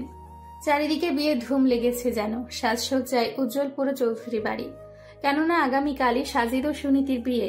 সাজিদকে 2 দিনের মধ্যে আমেরিকা ফিরে যেতে হবে। ঠিক সেই কারণেই তাড়াহুড়ো করে বিয়ের দিন তারিখ এগিয়ে আনা হয়েছে। এর মধ্যে যতটা পারা যায় ঠিক ততটা আয়োজন করা হচ্ছে। সাগর মলিন চোখে সবটা পর্যবেক্ষণ করছে। চোখের পলকেই অনেক বড় সিদ্ধান্ত নিয়ে নেওয়া হয়েছে। সাগর বুঝতে পারছে না এত তাড়াহুড়ো কেন করা হচ্ছে। সেদিন সুনীতিদের বাড়ি থেকে ফেরার পর সালমা খন্দকার তড়িঘড়ি শুরু করে দিলেন, আর এখন তারই প্রস্তুতি চলছে। সাগর এই কয়দিন তার নজর রেখেছে নিজের বড় ভাইয়ের ওপর। তার মধ্যে সন্দেহজনক কিছু খুঁজে পায়নি। সাজিদের ফোনটাও তার কাছে দেখছে না। এই ব্যাপারগুলো সাগরকে অবাক করে দিয়েছে। এদিকে সালমা খন্দকার সাজিদের ফোন নিজের জিম্মায় নিয়ে নিয়েছেন, কারণ তিনি এখন পুরোপুরি কাউকেই ভরসা করতে পারছেন না। স্পষ্ট করে জানিয়ে দিয়েছেন বিয়ের আগে সাজিদ তার ফোন ফিরে পাবে না। সাজিদ প্রথমে আপত্তি জানালেও একসময় মেনে নেয়। মেনে নিতে বাধ্য ছিল সে, কেননা সালমা খন্দকার আবারও তাকে ব্ল্যাকমেল করে। এদিকে সকাল থেকে সাজিদের ফোনে ইভার কল আসছে, যা দেখে সালমা খন্দকার তিতি বিরক্ত। শেষে বাধ্য হয়ে ফোনটা বন্ধ করতে যাবেন, এমন সময় একটা মেসেজ দেখে চমকে উঠলেন। আশেপাশে তাকিয়ে কেউ আছে কিনা চেক করে মেসেজটা ডিলিট করে ফোন বন্ধ করে রাখলেন। এখন বেশ দুশ্চিন্তা শুরু হয়ে গেল তার। নিঃশ্বাস নিতেও কষ্ট অনুভব হচ্ছে। সবকিছু কি তাহলে তার নাগালের বাইরে চলে যাবে? এমনটা তিনি হতে দিবেন না। 1 গ্লাস ঠান্ডা পানি খেয়ে নিয়ে তিনি বললেন, সাজিদকে এখন কিছুতেই জানানো যাবে না এই কথাটা জানলে হয়তো সাজিদ বেঁকে বসবে। আমাকে এদিকটা সামলাতে হবে। সুনীতির পরনে কালো রঙের একটি লেহেঙ্গা, তার মা এটা তাকে এনে দিয়েছে। আগামীকাল যেহেতু বিয়ে, তাই আজ থেকেই খন্দকার বাড়িতে আনন্দ উৎসব শুরু হয়ে গেছে। সুনীতিও এসব কারণে অনেক খুশি। খুশিতে সুনীতির মুখে হাসির রেখা প্রশস্ত হচ্ছে। যদিও সাজিদের ব্যবহারটা এখনো সে ভুলতে পারেনি, কিন্তু তবুও নিজের ভালোবাসার মানুষটাকে বিয়ে করতে পারায় সে বেশ খুশি। সুনীতি তার বাসার বেলকনিতে দাঁড়িয়েছিল। এমন সময় লক্ষ্য করে কেউ তার দিকে কিছু একটা ঢিলের মতো ছুঁড়েছে, যা তার পায়ের কাছে পড়ে আছে। সুনীতি নিচে তাকিয়ে দেখলো একটা কাগজ। সে কাগজটা হাতে তুলে নিল। অতঃপর দেখলো সেখানে লেখা আছে, তোমাকে আমি এত সহজে অন্য কারো বউ হতে দেব না। আর যদি বিয়েটা অন্য কারোর সাথে হয়েও যায়, বাসরটা কিন্তু আমার সাথেই হবে। এই চিঠি দেখে সুনীতি ভয়ে আঁতকে উঠল, কিন্তু সে এ বিষয়ে কাউকে জানিয়ে এই খুশির পরিবেশ নষ্ট করতে চায়নি। তাই চিঠিটা ছিঁড়ে ফেলে দিল আর হাত জোড় করে আল্লাহর কাছে প্রার্থনা করে বলল, আমাকে এই বিপদ থেকে রক্ষা করো আল্লাহ। ওই মন্টু যেন আমার জীবনে নতুন আর কোনো বিপদ আনতে না পারে। সুনীতি এইসবই ভাবছিল। এমন সময় তার মা নয়না খন্দকার এসে বলে, মামনি, তুমি এভাবে দাঁড়িয়ে কি করছো? নিচে সবাই তোমার জন্য অপেক্ষা করছে। সুনীতি আচমকায় নিজের মাকে জড়িয়ে ধরে। নিজের মেয়ের আচমকা এমন আলিঙ্গনে থমকে গেলেন নয়না খন্দকার। সুনীতির চোখে জল। কি হয়েছে মামনি? তুমি এভাবে কাঁদছো কেন? সুনীতির ইচ্ছে করছিল তার মাকে সব খুলে বলতে, কিন্তু সে তাদের আর কোনো দুশ্চিন্তা দিতে চায় না। তাই বলে ওঠে, তোমাদেরকে ছেড়ে আমি কিভাবে থাকবো? আমার যে ভীষণ কষ্ট হবে। নয়না খন্দকার মেয়ের মাথায় হাত বুলিয়ে বলেন, পাগলি মেয়ে, আমরা তো সব সময় তোমার পাশেই থাকবো। যখন ইচ্ছা আমাদের কাছে ছুটে আসিস, আমরাও যাব তোমার কাছে। মায়ের কথায় কিছুটা স্বস্তি খুঁজে পেল সুনীতি। মাকে আরো নিবিড়ভাবে জড়িয়ে ধরে বলল, তুমি পৃথিবীর সেরা মা। তুমিও আমার কাছে পৃথিবীর সেরা মেয়ে। আমি এখনো সেই দিনগুলো ভুলিনি। বিয়ের 5 বছর পরেও আমি মা হতে পারিনি। এজন্য পাড়া প্রতিবেশীর আত্মীয় স্বজন কত কথা শুনিয়েছে। অবশেষে আল্লাহর কাছে অনেক প্রার্থনা, অনেক কান্নাকাটি করার পর তুমি এলে আমাদের কাছে। তখনও লোকের কত কথা, মেয়ে হয়েছে বলে। কিন্তু আমি আর তোমার বাবা একটুও নাখোশ হইনি, বরঞ্চ খুশি হয়েছিলাম, কারণ আল্লাহ আমাদের ঘরে শেহজাদি পাঠিয়েছে। আমরা তোমাকে নিয়ে সুখেই ছিলাম। আমাদের শুধু এতটুকুই চাওয়া, বাকি জীবনে তোমার এই রকম সুখ স্বাচ্ছন্দ্যে কাটে যেমনটা এখন কাটছে। নিজের মায়ের কথাই সুনীতি আবেগপ্রবণ হয়ে ওঠে। অভিকের মুখোমুখি দাঁড়িয়ে আছেন রাহিলা খাতুন। গতকাল তিনি অভিককে সাথে নিয়ে মেয়ে দেখে এসেছেন। মেয়েটাকে তার ভারী পছন্দ হয়েছে। তিনি সিদ্ধান্ত নিয়েছেন ওই মেয়েকেই নিজের বাড়ির বউ করে ঘরে তুলবেন। কিন্তু শেষ মুহূর্তে এসে অভিক যেন বেঁকে বসল। তার বাড়া ভাতের ছাই দিয়ে বলল, আমি আগেও বলেছি, আবারও বলছি, আমার পক্ষে বিয়েটা করা সম্ভব নয়। আমি তোমার মা, আমার কথা তোমার শুনতেই হবে। আহসান চৌধুরী এসে অভিককে বলে, কেন জেদ করছো? মায়ের কথা মেনে নাও। মেয়েটাকে আমারও ভালো লেগেছে। যেমন দেখতে সুন্দর, তেমনই ভালো ব্যবহার। আপত্তি করার কোনো কারণ দেখছি না। বাবা, তুমিও? রাহিলা খাতুন বলেন, বাবার দিকে না তাকিয়ে আমার দিকে তাকাও।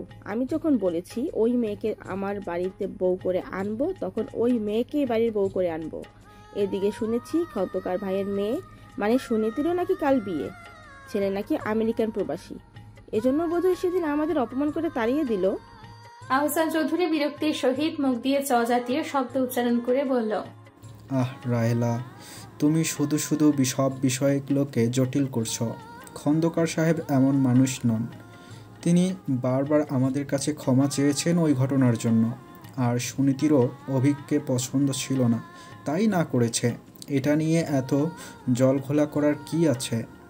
থাক, তোমার আর ওদের হয়ে ওকালতি করতে হবে না। আমাদেরও তো বিয়ের দাওয়াত দিয়েছে। আমিও কাল গিয়ে দেখব কেমন ছেলেকে পছন্দ করেছি ওই মেয়ে।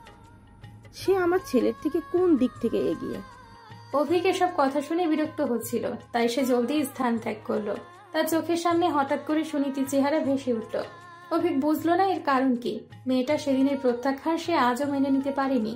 এটাই হয়তোবা কারণ এর আগেও এভাবে একজন তাকে প্রত্যাখ্যান করে বাজেভাবে ত্যাগ করেছিল। সেই ঘটনার পর অভিক প্রতিজ্ঞা করেছিল সে আর কখনো বিয়ে করবে না। এসব ভেবে অভিক একটা দীর্ঘ নিঃশ্বাস ত্যাগ করলো। দেখতে দেখতে আরো একটা দিন খুব সুন্দরভাবেই কেটে গেল। আজ সুনীতির গায়ে হলুদ। বাড়িতে সেসব কিছুরই আয়োজন চলছে। সুনীতির পরনে আজ হলুদ রঙের একটি সুন্দর লেহেঙ্গা, যা তার সৌন্দর্য যেন বহু গুণে বাড়িয়ে তুলেছে। সুনীতির গায়ে হলুদ মাখানোর আয়োজন করা হচ্ছে। সুনীতির খুব ভালো লাগছে। অন্যদিকে অভিক তার বন্ধু আরাফাতের সাথে মিলে আজও ঘুরতে বেরিয়েছে। ঘুরতে ঘুরতে তারা নানা বিষয় নিয়ে আলোচনা করছিল। 2 দিন পরে তাদের আবার নিজ নিজ কার্যালয়ে ফিরে যেতে হবে। ঘুরতে ঘুরতে হঠাৎ তারা একটি কমিউনিটি সেন্টারের পাশে চলে আসে। সেখানে গায়ে হলুদের অনুষ্ঠান চলছিল। হঠাৎ করে কয়েকজন তরুণ তরুণী একে অপরকে হলুদ মাখানোর জন্য একে অপরের পিছে পড়ে যায়। একজন তরুণ বাঁচার জন্য অভিকের পেছনে এসে আশ্রয় নেয়। ঠিক এমন সময় ভুলবশত অভিকের গায়ে হলুদ লেগে যায়, যা দেখে অভিক রেগে বলে, what the hell, damn it. Sorry ভাই, আসলে। অভিক চোখ রাঙিয়ে তাকাতে ছেলেটি চুপ হয়ে যায়। এদিকে আরাফাত ঠাট্টা করে বলে, কি ব্যাপার বন্ধু, তোর গাল তো দেখি হলুদে হলুদাভ হয়ে গেছে। তোর বিয়ের ফুলও কি তাহলে ফুটতে চলেছে? অভিক এবার রাগে আরাফাতের একটা গাঁটটা মারে, অতঃপর বলে, এসব আমার জন্য না। সেটা তো সময় বলবে। সুনীতি আয়নায় দাঁড়িয়ে নিজেকে দেখছে। হলুদ লেহেঙ্গার সাথে হলুদ মাখা গায়ে তার সৌন্দর্য যেন কয়েক গুণ বৃদ্ধি পেয়েছে। সুনীতির একটু লজ্জা লাগলো। এমন সময় সালমা খন্দকার এসে তার পিঠে হাত রেখে বলে, তোকে আজ কত সুন্দর না লাগছে। আমার সাজিদ যখন তোকে বউয়ের সাজে দেখবে তখন তো চোখ ফেরাতেই পারবে না। সুনীতির লজ্জার পরিমাণ আরো বাড়ল। সালমা খন্দকার নিজের কিছু গহনা সুনীতিকে দিয়ে বলেন, এসব পরে তুই তৈরি হয়ে নিবি। এসবের কি দরকার ছিল ফুপু? এগুলো আমাদের পরিবারের ঐতিহ্যবাহী সব গহনা। আমার শাশুড়ি আমাকে দিয়েছিল, আর আজ আমি তোকে দিলাম। সুনীতি আর কিছু বলল না। সালমা খন্দকার সুনীতির রুম থেকে বাইরে এসে সাজিদের ফোনটা বের করে একবার তাকিয়ে বলেন, আর কোনো ঝামেলা না হলেই হয়, ভালোই ভালোই বিয়েটা হলেই বাঁচি। এসব ভেবেই তিনি সামনের দিকে রওনা দেন। এদিকে সাজিদ গায়ে হলুদ সেরিমনির পর থেকে ইভার সাথে কথা বলার জন্য উদ্গ্রীব হয়ে গেছে। সালমা খন্দকার তার ফোন কেড়ে নেওয়া 2 দিন হয়ে গেল। এই 2 দিন সাজিদ ইভার সাথে কোনোভাবেই যোগাযোগ করতে পারেনি। না জানি ইভা কতবার তাকে ফোন করেছে। নিশ্চয়ই সাজিদকে ফোনে না পেয়ে অনেক দুশ্চিন্তা করছে। সাজিদের এসব ভাবনার মাঝে সাজিদের সামনে এসে দাঁড়ায় সাগর। সাগরকে দেখে সাজিদ বলে, তুই আমার রুমে কি করছিস? সাগর সামান্য হেসে বলে, কেন, আমি কি তোর রুমে আসতে পারি না? সেটা আমি কখন বললাম? যাই হোক, বাদ দে। আয় একটা সেলফি তুলি। এসবের কোনো দরকার নেই। কেন দরকার নেই? আজ তোর বিয়ে। বিয়ের দিন মানুষ কত সেলফি তোলে, কত ফটোশুট করে, আর তুই কেমন বেরস হয়ে বসে আছিস। আচ্ছা, তোর ফোনটা কোথায়? ফোন আছে কোথায়? আমি খেয়াল করে নিই। পরশু থেকে তোর হাতে ফোন দেখছি না। এমনি তো কার না কার সবসময় কল আসতেই থাকে। তুই আমাকে জেরা করা বন্ধ কর।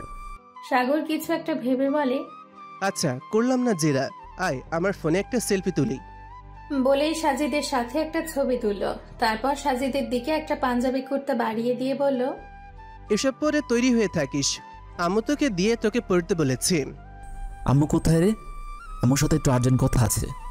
আম্মু তো সুনীতি আপুদের বাসায়। ওহ আচ্ছা, তুই যা, আমার একটু রেস্ট প্রয়োজন। ঠিক আছে, তুই রেস্ট নে, আমি যাচ্ছি। আর হ্যাঁ, তোর ফোনটা কোথায় আছে একটু খুঁজিস। বিয়ে বাড়িতে এত লোক ঘোরাফেরা করছে, তোর এত দামি আইফোনটা আবার চুরি না হয়ে যায়। সেসব তোকে ভাবতে হবে না, চুরি গেলে আরেকটা কিনে নেব, নেওয়ার সামর্থ্য আছে আমার। As you wish. বলেই সাগর চলে যায়। সাজিদ সাগরে যাওয়ার পরেই দরজা লাগিয়ে বিছানায় শুয়ে পড়ে। সুনীতির বিয়ের অনুষ্ঠান উপলক্ষে এই গানটা বাজছে, আর সবাই সেই গানে তালে তালে নাচে। সুনীতির বেস্ট ফ্রেন্ড অহনাও আজ এসেছে সুনীতির বিয়ে উপলক্ষে। সে এসেছে থেকেই নাচে গানে আনন্দে মেতে আছে। এদিকে সুনীতি অহনার ওপর রেগে আছে এত লেট করে আসার জন্য। সুনীতি অহনাকে বলেছিল আরো আগে আসতে, কিন্তু অহনা একটু কাজে ব্যস্ত ছিল, তাই আসতে পারেনি। এজন্য অবশ্য সে বারবার সুনীতিকে সরিও বলেছে। সুনীতি তাতে একটু নরম হয়েছে। অহনা সুনীতির রুমে এসে দেখে পার্লার থেকে লোকেরা তাকে সাজাতে ব্যস্ত। সুনীতিকে তারা বিভিন্ন গয়না পরিয়ে দিচ্ছে, তাতে চওড়া মেকআপ। এসব দেখে অহনা বলে, এত ভারী গহনা কি আজকাল কেউ পরে? আর একটু নর্মাল মেকআপ করলে তো হতো, সাদা ধবধবে ভূত লাগছে। অহনার কথা শুনে পার্লারের লোক হাঁ করে তাকিয়ে থাকে। সুনীতি বলে, ফুপু এসব গহনা দিয়ে গেছেন, এসব নাকি বংশের গহনা। যাই হোক, এত চড়া মেকআপের দরকার নেই, এই মেকআপ তুলে একটা হালকা মেকআপ করিয়ে দেন। পার্লারের লোকটা খানিক আক্রোশ নিয়ে বলে, আপনার যখন পোষাচ্ছে না তখন আপনি নিজেই মেকআপ করিয়ে দেন। অহনা খানিক হেসে বলে, গুড আইডিয়া বলে নিজেই মেকআপ করাতে শুরু করলো। আর খুব সুন্দরভাবেই করা ছিল। নর্মাল ব্রাইড মেকআপে যে কাউকে এত সুন্দর লাগে তা সুনীতিকে না দেখে বোঝাই যেত না। সুনীতি অহনার কাণ্ডে হেসে বলে, তোর খুঁতখুঁতে স্বভাব আর গেল না। এদিকে পার্লারের লোকটার থোতা মুখ ভোতা হয়ে গেল। সে কিছু বলার মতো খুঁজে পাচ্ছে না। অহনা তার দিকে তাকিয়ে চোখ টিপে। এর মধ্যে নয়না খন্দকার এসে তাড়া দিয়ে বলেন, সাজগোজ কি হলো? সাজিদরা এক্ষুনি রওনা দেবে। অহনা উত্তর দেয়, জি আন্টি, প্রায় শেষ, আপনি শুধু আরেকটু অপেক্ষা করুন। সাজিদ বিয়ে সাজে প্রস্তুত। সালমা খন্দকার তাকে যাওয়ার জন্য তাড়া দিচ্ছে, কিন্তু সাজিদ কিছুতেই যেতে রাজি না। সে উল্টো জেদ ধরে বসে আছে। ইভার সাথে তাকে কথা বলার সুযোগ করিয়ে না দিলে সে কোথাও যাবে না। সাজিদের এই জেদের কাছে পরাস্ত হতে চাইছিলেন না সালমা খন্দকার। তিনি সাজিদকে প্রথমে বেশ রাগারাগি করেছিলেন, তারপর একসময় ইমোশনাল ব্ল্যাকমেল শুরু করলেন, কিন্তু তাতেও কোনো কাজ হলো না বিধায় বাধ্য হয়ে সাজিদের হাতে তার ফোনটা দিয়ে বলেন, এই নে তোর ফোন, কিন্তু বেশিক্ষণ কথা বলা যাবে না, মাত্র 1 মিনিট। সাজিদ ফোনটা দ্রুত হাতে নিয়ে প্রথমেই ফোনটা অন করলো, তারপর ইভাকে কল দিল। বেশ কয়েকবার রিং হলো, কিন্তু ইভা রিসিভ করলো না। সাজিদ উদ্গ্রীব হয়ে ফোন দিয়ে যাচ্ছে আর সালমা খন্দকার বিরক্ত হচ্ছেন। একসময় তিনি সাজিদের হাত থেকে ফোনটা কেড়ে নিয়ে বলেন, থাক, আর কল দিতে হবে না, বিয়েটা আগে করে নে, তারপর ইভার সাথে মন খুলে কথা বলিস। এমনটা হয় না আম্মু, আমি ইভাকে অনেক ভালোবাসি, ওকে বিয়ে করেছি আমি। এক মুহূর্ত ও আমার সাথে কথা না বলে থাকতে পারে না, ছটফট করে।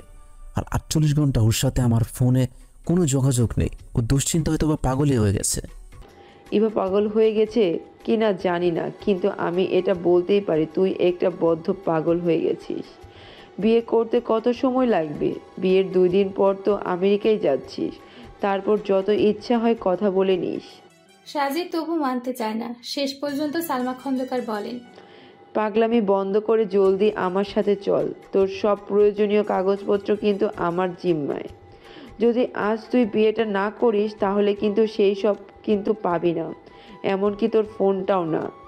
তারপর দেখি তুই কিভাবে আমেরিকায় যাস আর কিভাবে ইভার সাথে যোগাযোগ করিস। আম্মু, তুমি আমার হুমকি দিচ্ছ? হুমকি না, সতর্ক বার্তা। এখন ভেবে দেখ তুই কি করবি।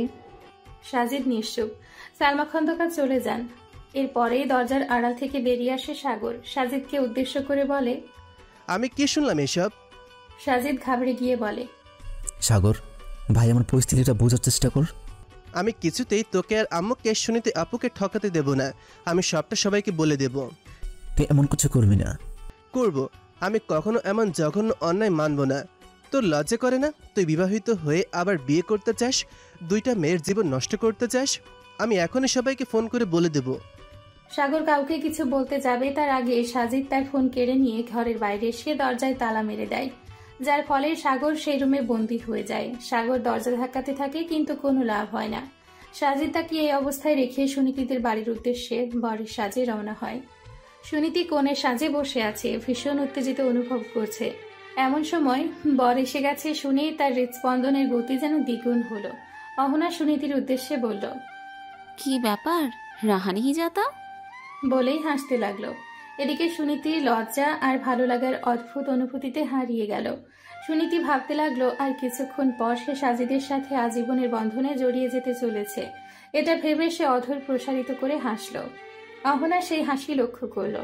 আল্লাহর কাছে প্রার্থনা করলো যেন তার বান্ধবীর মুখে এই হাসি সবসময় বজায় থাকে, কোনোদিন যেন এই হাসি মলিন না হয়। সাজিদকে বিয়ের আসরে এনে বসানো হয়েছে। কিছুক্ষণ পরে বিয়ের কার্যক্রম শুরু হবে।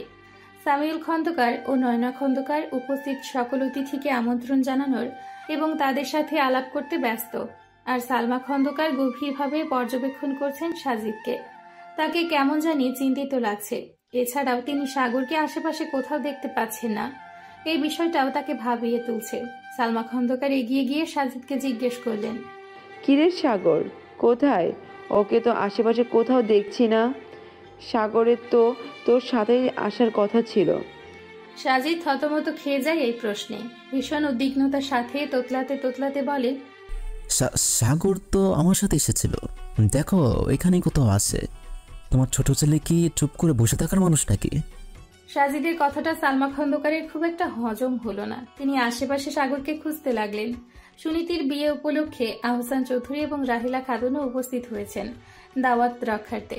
রাহিলা খাতুন চারিদিকে তাকিয়ে বলেন, অ্যারেঞ্জমেন্ট তো ভালোই করেছে, এখন একটু দেখি আমার হিরের টুকরো ছেলেকে না করে দিয়ে কেমন ছেলে ওরা পছন্দ করেছে। আহসান চৌধুরী বলেন, উফ রাহেলা, তোমাকে নিয়ে আর পারি না। এখনো তুমি এসব ভাবছ? এখানে এসেছো কোথায় নবদম্পতির বিয়ে দেখে তাদের সুখের সংসারের জন্য দোয়া করবে, তা না। রাহিলা খাতুন ভেঙচি কেটে বলেন, আমার দ্বারা এত ভালো মানুষই সম্ভব না, ওসব তোমার জন্য। আমার তো এখানে আসার ইচ্ছেই ছিল না, নেহাত ওনারা বারবার করে বলেছিলেন তাই ফেলতে পারিনি। এরই মধ্যে সামিউল খন্দকার আর নয়না খন্দকার এগিয়ে এসে তাদেরকে উষ্ণ অভ্যর্থনা জানায়। সামিউল খন্দকার বলেন, আপনারা আসায় আমরা খুব খুশি হয়েছি, আসুন ভিতরে আসুন। রাহিলা খাতুন বলেন, যাচ্ছি। তা বর কোথায়? এই তো বিয়ের আসরে বসে আছে। বর আমার বড় বোনের ছেলে, ওর সাথেই আমার মেয়ের বিয়ে ঠিক করেছি। ও আচ্ছা। রাহিলা খাতুন দ্রুত গতিতে সামনের দিকে এগিয়ে যেতে থাকেন। আহসান চৌধুরী বিব্রত বোধ করেন। হালকা হেসে তিনিও রাহিলা খাতুনের পেছনে পেছনে যেতে থাকেন। রাহিলা খাতুন বিয়ের আসরের সামনে এসে সাজিদকে খুঁটিয়ে খুঁটিয়ে দেখে বলেন, এই ছেলের থেকে তো আমার অভিক 1000 গুণ ভালো ছিল, হিরে ফেলে কাচের পেছনে ছোটা আর কি। আহসান চৌধুরী বিরক্তি প্রকাশ করে বলেন, রাহেলা তুমিও না, ওনারা যখন পছন্দ করেছেন তখন সবকিছু দেখেই পছন্দ করেছেন। তাছাড়া ছেলেটা আমেরিকার সফটওয়্যার ইঞ্জিনিয়ার করে, ওর যোগ্যতা নিয়ে নিশ্চয়ই কোনো সন্দেহ নেই। মানুষ তো আমেরিকা গিয়ে কম্পিউটারের দোকানেও কাজ করলেও সবাইকে পরিচয় দেয় সফটওয়্যার ইঞ্জিনিয়ার। আমি কিছু বুঝি না নাকি? সবই ইউএস এর সিটিজেনশিপ পাওয়ার ধান্দা। দোহাই লাগে রাহেলা, এসব কথা আর বলো না। আশেপাশে কত লোকের আনাগোনা, কেউ শুনে ফেললে কি ভাববে? রাহিলা খাতুন আবারও মুখে ভেঙচি কেটে চুপ হয়ে যান। অভিক আরাফাতের সাথে বসে আড্ডা দিচ্ছিল। অনেক রাত হয়ে যাওয়ায় আরাফাত বলে, ডিনারের টাইম তো হয়ে যাচ্ছে, বাইরের খাবার আমার ঠিক হজম হয় না, চল তোদের বাসায় গিয়ে ডিনারটা করে নেই। অভিক বলে, আম্মু আব্বু ওরা বাসায় নেই। কোথায় গেছেন আঙ্কেল আন্টি? আমাদের এলাকায় একটা মেয়ের বিয়ে আছে, ওরা ওখানেই অ্যাটেন্ড করতে গেছে। তাহলে চল আমরা ওখানে যাই। আমার ইচ্ছে নেই। কেন? আচ্ছা তোর কি লজ্জা নেই আরাফাত? তুই বিনা দাওয়াতে একটা বিয়ের বাড়িতে যেতে যাচ্ছিস? আরাফাত মুখ বিকৃত করে বলে, আমি তো এমনিই বলছিলাম, বাদ দে সব, চল তাহলে কোনো রেস্টুরেন্টে ডিনারটা করে নিই। অভিকের হঠাৎ কি যেন মনে হলো, সে বলে উঠল, আচ্ছা চল আমরা বিয়ের বাড়ি থেকেই ঘুরে আসি। তোর কি ক্ষণে ক্ষণে মোড চেঞ্জ হয়? একটু আগে বললি যাবি না, আর এখনই যাওয়ার জন্য কথা বলছিস। যাবি কি না বল, না হলে আমি একাই চলে যাচ্ছি। বলে অভিক হাঁটতে শুরু করলো। হাঁটতে হাঁটতে নিজের বাইকে গিয়ে বসলো। আরাফাতও গেল তার পেছন পেছন, বসে পড়লো অভিকের পেছনে। অতঃপর আরাফাত বাইক স্টার্ট দিল। সুনীতিকে নিয়ে আসা হলো বিয়ের আসরে। তার পরনে লাল রঙের বেনারসি, গা ভর্তি গয়না। সুনীতিকে দেখে সবার চোখ জুড়িয়ে গেল। এদিকে রাহিলা খাতুন আফসোস করতে লাগলেন। তার কত ইচ্ছে ছিল সুনীতিকে নিজের ছেলের বউ করবেন, কিন্তু ভাগ্যে আছে অন্য কিছু, অথবা ভাগ্যে যা আছে তা এর থেকেও চমৎকার কিছু। সুনীতিকে এনে সাজিদের পাশে বসানো হয়। এখন শুধু কাজীর আসার অপেক্ষা। কাজী একটু জ্যামে আটকে পড়েছিল জন্য তার আসতে একটু দেরি হচ্ছিল। এদিকে সাজিদ ব্যতিব্যস্ত হয়ে পড়ছিল। তার মনে ভয় জাগে যে সাগর যেন না চলে আসে। এরই মধ্যে সে সালমা খন্দকারকেও সবটা জানিয়ে দিয়েছে। প্রথমে তো জানাতে চায়নি, কিন্তু পরবর্তীতে জোরাজোরি করায় বলে দিয়েছে। এরপর থেকে সালমা খন্দকারও উদ্বিগ্ন।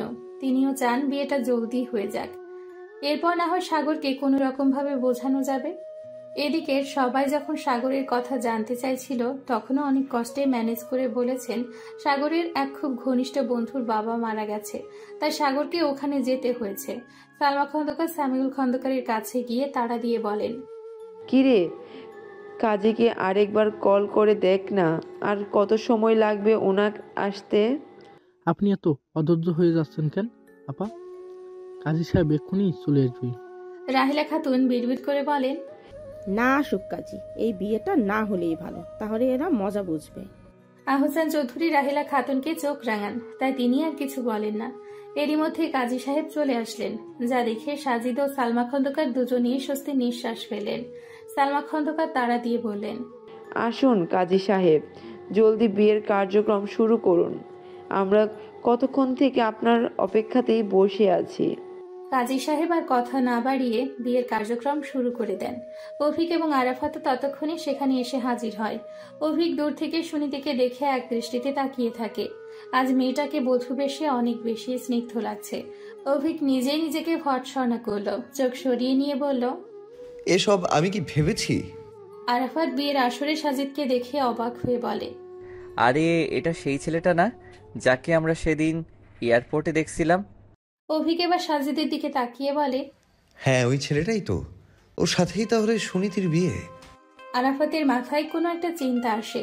চোখ বন্ধ করে কিছু একটা মনে করার চেষ্টা করে সে বলে, আরে এই ছেলেটাকে তো আমি চিনি, নিউ ইয়র্কে আমার বোনেরই পাশের বাসায় থাকে, এজন্য ওকে এত চেনা চেনা লাগছিল, কিন্তু ও তো বিবাহিত। অভিকের চোখ বিস্ফারিত হয়ে যায় আরাফাতের কথা শুনে। কি বলছিস কি তুই? ঠিকই বলছি, এই ছেলেটা একজন আমেরিকান মেয়েকে বিয়ে করছে। তাহলে তো অনেক বড় একটা ভুল হতে যাচ্ছে। ওরা তো ঠকাচ্ছে সুনীতিদেরকে, এই বিয়েটা থামাতে হবে। বলে অভিক সামনে এগোতে থাকে। এদিকে কাজের কথায় সুনীতি কবুল বলতে প্রস্তুত এমন সময় এক বিদেশি তরুণী সেখানে এসে বলে, সাজিদ। সাজিদ হতবাক হয়ে মেয়েটির দিকে তাকিয়ে বলে, ইবা তুমি? সাগর ইভার পাশে দাঁড়িয়ে সে বলে, তোমাদের সব খেলা শেষ ভাইয়া। সাজিদ হতবম্ব হয়ে তাকিয়ে থাকে ইভা ও সাগরের দিকে। সালমা খন্দকারের অবস্থাও একই রকম। এদিকে বাকি সবাই বিস্ময় নিয়ে তাকিয়ে পরিস্থিতি বোঝার চেষ্টা করছে। ইভা এগিয়ে এসে সাজিদকে ঠাস করে একটা থাপ্পড় মারে। ফুপিয়ে ফুপিয়ে কাঁদতে কাঁদতে বলে, তুমি কেন আমার সাথে এমন করলে সাজিদ? আমি তোমাকে ভালোবেসে নিজের পরিবারকে ছেড়ে দিয়েছি, আর তুমি? সাজিদ ইভার দিকে অসহায় দৃষ্টিতে তাকিয়ে থাকে। এদিকে সুনীতি বুঝতে পারে না এই বিদেশি মেয়েটার এমন আচরণের কারণ। সামিউল খন্দকার এগিয়ে এসে বলেন, এসব হচ্ছেটা কি? সাগর বলে, আমি আপনাকে বলছি মামা। বলে সে ঘৃণা ভরা দৃষ্টিতে নিজের মায়ের দিকে তাকিয়ে বলে, তোমার থেকে অন্তত আমার এমনটা আশা ছিল না আম্মু। তুমি শুধুমাত্র নিজের স্বার্থের জন্য নিজের ভাইকে এভাবে ঠকালে, নিজের একমাত্র ভাইজির জীবন নষ্ট করতে দুইবার ভাবলে না? সামিউল খন্দকার উদ্গ্রীব হয়ে বলেন, কি হয়েছে সবটা আমায় স্পষ্ট করে বলো। সাগর নিজের মামার দিকে চোখ ফিরিয়ে বলে, সবটা বলছি তোমায় মামা। অতঃপর ইভার দিকে ইশারা করে বলে, ইনি হলেন ইভা, একজন আমেরিকান তরুণী। এনার আরও একটা পরিচয় আছে, ইনি হলেন আমার শ্রদ্ধেয় বড় ভাই সাজিদের বিয়ে করা বউ এবং তার হবু সন্তানের পিতা। সাগরের কথা শুনে সকলে যেন আকাশ থেকে পড়ে। সুনীতির চোখ বেয়ে নোনা জল পড়তে থাকে। সাজিদ ইভার দিকে তাকাতেই সে চোখ ফিরিয়ে নেয়। সাজিদ বিড়বিড় করে বলে ওঠে, সাগর কি সত্যি বলছি ইভা? ইভা কোনো উত্তর দেয় না। এদিকে সালমা খন্দকার তবুও হার মানার পাত্রী নয়। তিনি সবার উদ্দেশ্যে বলতে থাকেন, এসব মিথ্যা। সাগর, তুই নিজের ভাইকে সহ্য করতে পারিস না, সেজন্য এমন নাটক করবি? সাগর তীব্র ক্রোধ নিয়ে বলে, আম্মু, এত কিছুর পরেও তুমি কিভাবে এমন মিথ্যাচার করছো? সালমা খন্দকার দমে না গিয়ে সাজিদকে বলে, তুই বল না, দেখ সাগর কেমন নাটক করছে। সাজিদ ইভার দিকে তাকায়। ইভা তার দিকে ফিরেও তাকাচ্ছে না। ইভার গর্ভে তার সন্তান বেড়ে উঠছে। এসব ভেবে এসে আর চুপ থাকতে পারল না। নিজের মায়ের উপর চেঁচিয়ে বলল, ব্যাস মা, ব্যাস। ইতিমধ্যে তুমি আমাকে দিয়ে অনেক অন্যায় কাজ করিয়েছ। এবার এসব নাটক করা বন্ধ করো। সাগর যা বলছে একদম সত্যি। ইবা আমার স্ত্রী। সাজিদ, আমার আর তোমার 30 লক্ষ টাকা দরকার নেই। আমি শুধু আমার স্ত্রীকে নিয়ে সুখে থাকতে চাই। সালমা খন্দকার এবার সামিউল খন্দকারের দিকে তাকান। তিনি চোখ নামিয়ে আছেন। সালমা খন্দকার তার কাছে গিয়ে বলেন, ভাই তুই। তিনি আরো কিছু বলতে যাবেন তার আগেই নয়না খন্দকার এগিয়ে এসে ঠাস করে থাপ্পড় বসিয়ে দেয় সালমা খন্দকারের গালে। উপস্থিত সকলেই হতবিহ্বল। সালমা খন্দকার মোটেও এটা আশা করেননি যে নয়না তাকে সবসময় নিজের বড় বোনের মতো সম্মান দিয়েছে, সে কিনা আজ সবার সামনে তাকে এভাবে থাপ্পড় দিল। তিনি থতমত খেয়ে বললেন, তুই আমায় মারলি নয়না? হ্যাঁ মেরেছি, বেশ করেছি।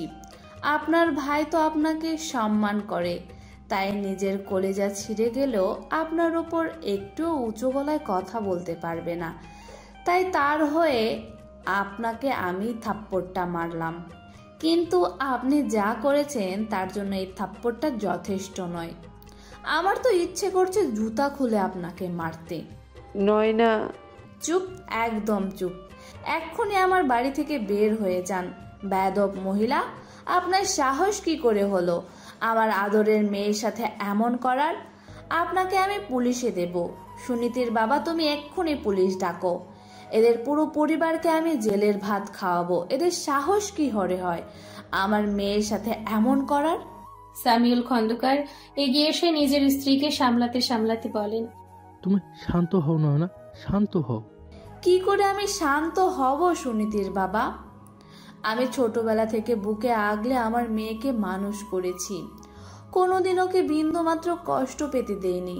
আর আজ দেখুন আমার মেয়ের চোখের জল দিয়ে কিভাবে নদীর স্রোতের পানি বইছে। এটা যে আমি সহ্য করতে পারছি না সুনীতির বাবা। আপনি এদের সবাইকে ঘাড় ধাক্কা দিয়ে বের করে দিন, না হলে এদের সবাইকে আজ আমি মেরেই ফেলবো। বলেই তিনি রান্নাঘরের দিকে এগিয়ে গেলেন। রান্নাঘর থেকে বটিয়ে নিয়ে ছুটে যেতে লাগলেন সালমা খন্দকারের দিকে। সুনীতি এটা দেখে এগিয়ে এসে নিজের মাকে জড়িয়ে ধরে বলল, কি করছো কি তুমি মা? আমি ঠিক আছি, তুমি দয়া করে শান্ত হও। কি করে শান্ত হব মামনি? এই মহিলার এত বড় সাহস যে আমার মেয়ের সাথে এমন একটা জঘন্য কাজ করতে চায়। নিজের বিবাহিত ছেলের সাথে আমার মেয়ের বিয়ে দিতে চাই সত্যটা লুকিয়ে। একে তো আমি। সালমা খন্দকার সামিউল খন্দকারের কাছে গিয়ে বলে, দেখেছিস তোর বউয়ের কত বড় স্পর্ধা, আমাকে বটি নিয়ে মারতে এসেছে।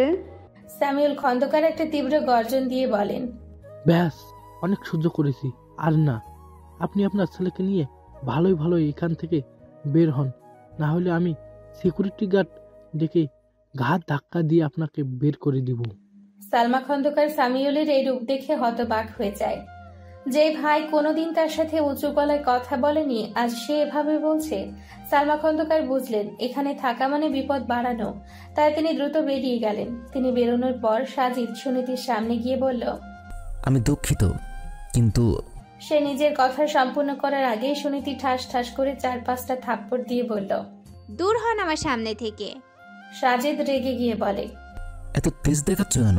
আমি তো ক্ষমা চাইতে এসেছিলাম। আর তুমি যে কত ভালো মেয়ে সেটা তো আমার জানা আছে। সেদিন তো ভার্সিটির একটা ছেলের সাথে। সাজিদ নিজের কথা শেষ করতে পারল না। তার আগে অভিক এগিয়ে এসে সাজিদকে কিল ঘুষি মারতে লাগলো। রাহেলা খাতুন এতক্ষণ ধরে এসব দেখে মজা নিচ্ছিলেন আর ভাবছিলেন বেশ হয়েছে, ওনারা তার ছেলেকে প্রত্যাখ্যান করে দেওয়ার উচিত শিক্ষা পেয়েছে। কিন্তু অভিক হঠাৎ এভাবে এসবের মধ্যে জড়িয়ে যাওয়ার কারণে তিনি বলেন, অভিক, তুমি ওকে মারছো কেন? তোমাকে এসবের মধ্যে জড়াতে হবে না, তুমি চলে আসো। কিন্তু কে শোনে কার কথা? অভিক সাজিদকে মারতে মারতে বলে, মেয়েদের কিভাবে সম্মান করতে হয় জানো না? একেই তো অন্যায় করেছো, তার উপর এভাবে বলছো? সাগর এগিয়ে এসে নিজের ভাইকে ছাড়িয়ে নিয়ে বলে, দয়া করে আমার ভাইয়াকে আর মারবেন না, ওর কিছু বাধ্যবাধকতা ছিল। সুনীতি এসব দেখে কেঁদে চলেছে। অভিক ভীষণ রেগে গিয়ে বলে, এই মেয়ে, এমন কাঁদছো কেন? একদম কাঁদবে না। You have to be strong. এর মতো ডাফারের জন্য কেন কাঁদবে তুমি? সুনীতি নিজের চোখে জল মুছে সাগর, সামিউল খন্দকার ও নয়না খন্দকারের দিকে এগিয়ে যায়। করজোর করে বলে, আমার ভাইয়া ও মায়ের কাজের জন্য আমি লজ্জিত, পারলে আমাকে ক্ষমা করে দিন। সামিউল খন্দকার বলেন, তুমি কেন ক্ষমা চাচ্ছ? আজ তোমার জন্য আমার মেয়ে এত বড় বিপদ থেকে রক্ষা পেল। নয়না খন্দকার বলেন, কিন্তু তোমার মা ও ভাইকে বলে দিও তাদের সাথে আমরা আর কোনো সম্পর্ক রাখতে চাই না। তারা যেন আর কখনো আমাদের সাথে যোগাযোগ করার চেষ্টা না করে। তবে তোমার জন্য আমাদের দরজা সব সময় খোলা থাকবে। সাগর নতমুখে বেরিয়ে যায়। এভাবে বেরিয়ে যেতে নেয়। এমন সময় সাজিদ তার হাত ধরে অনুনয় করে বলে, আমাকে ক্ষমা করে দাও ইভা। ইভা শটান বলে, No way, I can't live with you anymore. I want divorce. সাগর নতজানু হয়ে বসে পড়ে, কিন্তু ইভা তবুও তাকে ইগনোর করে চলে যায়। সাগর জানে ইভা কতটা জেদি। তার পরিবার সাজিদকে মেনে নেয়নি জন্য এক বাক্যে এতদিনের সম্পর্ক ত্যাগ করে চলে এসেছিল। সেখানে তাকে ছেড়ে যাওয়াও অস্বাভাবিক না। সাজিদের সব রাগ জমা হলো নিজের মায়ের জন্য। তার জন্যই আজ এত কিছু ঘটে গেল। সুনীতি উদাসীন মনে নিজের ঘরে বসে আছে। তার পরনে এখনো বিয়ের পোশাক। নয়না খন্দকার সুনীতির কক্ষে প্রবেশ করেন। তার সাথে অহনাও এসেছে। নয়না খন্দকার সুনীতির কাছে গিয়ে তার গা থেকে গহনা খুলতে খুলতে বলেন, তোমাকে আর এগুলো পরে থাকতে হবে না মামুনি, এখন খুলে ফেলো এসব। আর কতক্ষণ এভাবে শোক পালন করবে? সুনীতি নয়না খন্দকারকে জড়িয়ে ধরে কান্না করতে করতে বলে, আমার সাথে কেন এমন হলো মা? আমি তো কারো কোনো ক্ষতি করিনি। তাহলে সাজিদ ভাইয়া আর ফুপু মিলে কেন আমায় ঠকালো? সবাই আমার কত বদনাম করলো। আমার কিছু ভালো লাগছে না। অহনা এগিয়ে এসে বলল, শুক্রিয়া আদায় কর যে বিয়ের আগে সবকিছু প্রকাশ পেয়েছে। নাহলে যদি একবার বিয়েটা হয়ে যেত, তাহলে এখনকার থেকে 1000 গুণ বেশি অপমান আর মানসিক ট্রমার মধ্যে দিয়ে যেতে হতো। আমি সেই কষ্টটা বুঝি, কারণ আমি আমার মাকে সেই কষ্টের মধ্য দিয়ে যেতে দেখেছি। কথাটা বলতেই অহনার চোখ দিয়ে জল পড়তে শুরু করে। সুনীতি অহনার দিকে লক্ষ্য করে। অহনার জীবনের ব্যাপারে সে জানে। অহনার যখন মাত্র 5 বছর বয়স ছিল, তখন ওর বাবা আরেকজন মহিলাকে বিয়ে করে আর অহনার মাকে ডিভোর্স দেন। এরপর অহনার মা ছোট্ট অহনাকে নিয়ে নিজে বাপের বাড়িতে যান। সেখানেও নানা জঘন্য কথা শুনতে হয়। এসব খোঁটা শুনে অহনা বড় হয়েছে, তাই এখন সে আর সমাজকে অতটা পরোয়া করে না। সুনীতিকেও সে এখন এই ব্যাপারে বোঝাতে চাইছে। সুনীতি নিজের চোখের জল মুছে অহনার চোখের জল মুছিয়ে দিয়ে বলে, এই সমাজের খ্যাতায় আগুন। আমরা না খেয়ে থাকলে কেউ একবেলা খাবার দিতে আসে না, কিন্তু কথা শোনাতে উস্তাদ। তুই ঠিকই বলিস অহনা, আমি আর এখন থেকে এই সমাজের মানুষের কথায় পাত্তা দেব না। আর তাছাড়া অন্যায় তো আমার সাথে হয়েছে, তাহলে আমি কেন কষ্ট পাবো? যে অন্যায় করেছে তার কষ্ট পাওয়া উচিত। নয়না খন্দকার নিশ্চিত হয়ে বলেন, তোমার কথা শুনে আমার ভীষণ ভালো লাগছে মামুনি। এভাবে সব সময় স্ট্রং থাকো। ইভা বিধ্বস্ত অবস্থায় রাস্তায় দাঁড়িয়ে আছে। সাজিদকে সে সত্যি অনেক ভালোবাসতো, তাই তো সাজিদের এক কথায় সে নিজের পরিবার পরিজন সবাইকে ছাড়তে দুবার ভাবেনি। কিন্তু এই ভালোবাসার বিনিময়ে সে কি পেল? শুধুই ধোঁকা। ইভা এখনো ভেবে উঠতে পারছে না সাজিদ কিভাবে তাকে ছাড়া অন্য একটা মেয়েকে বিয়ে করতে রাজি হলো। এই ছিল সাজিদের খাঁটি ভালোবাসা। ইভার এখন চিন্তা নিজের অনাগত সন্তানকে নিয়ে। সাজিদের কাছে ফিরে যাওয়ার ইচ্ছে তার আর নেই। তাহলে সেই বাচ্চাটিকে একা কিভাবে মানুষ করবে? তাকে তো তাহলে সিঙ্গেল মাদার হতে হবে। এসব ভেবে ইভা চোখে জল চলে এলো। আমেরিকায় বড় হলেও ইভা অন্য মেয়েদের থেকে আলাদা। সাজিদের আগে তার জীবনে কেউ আসেনি। সে অন্য মেয়েদের মতো একাধিক সম্পর্ক কিংবা বাড়ি গিয়ে ড্রিঙ্কসও করেনি।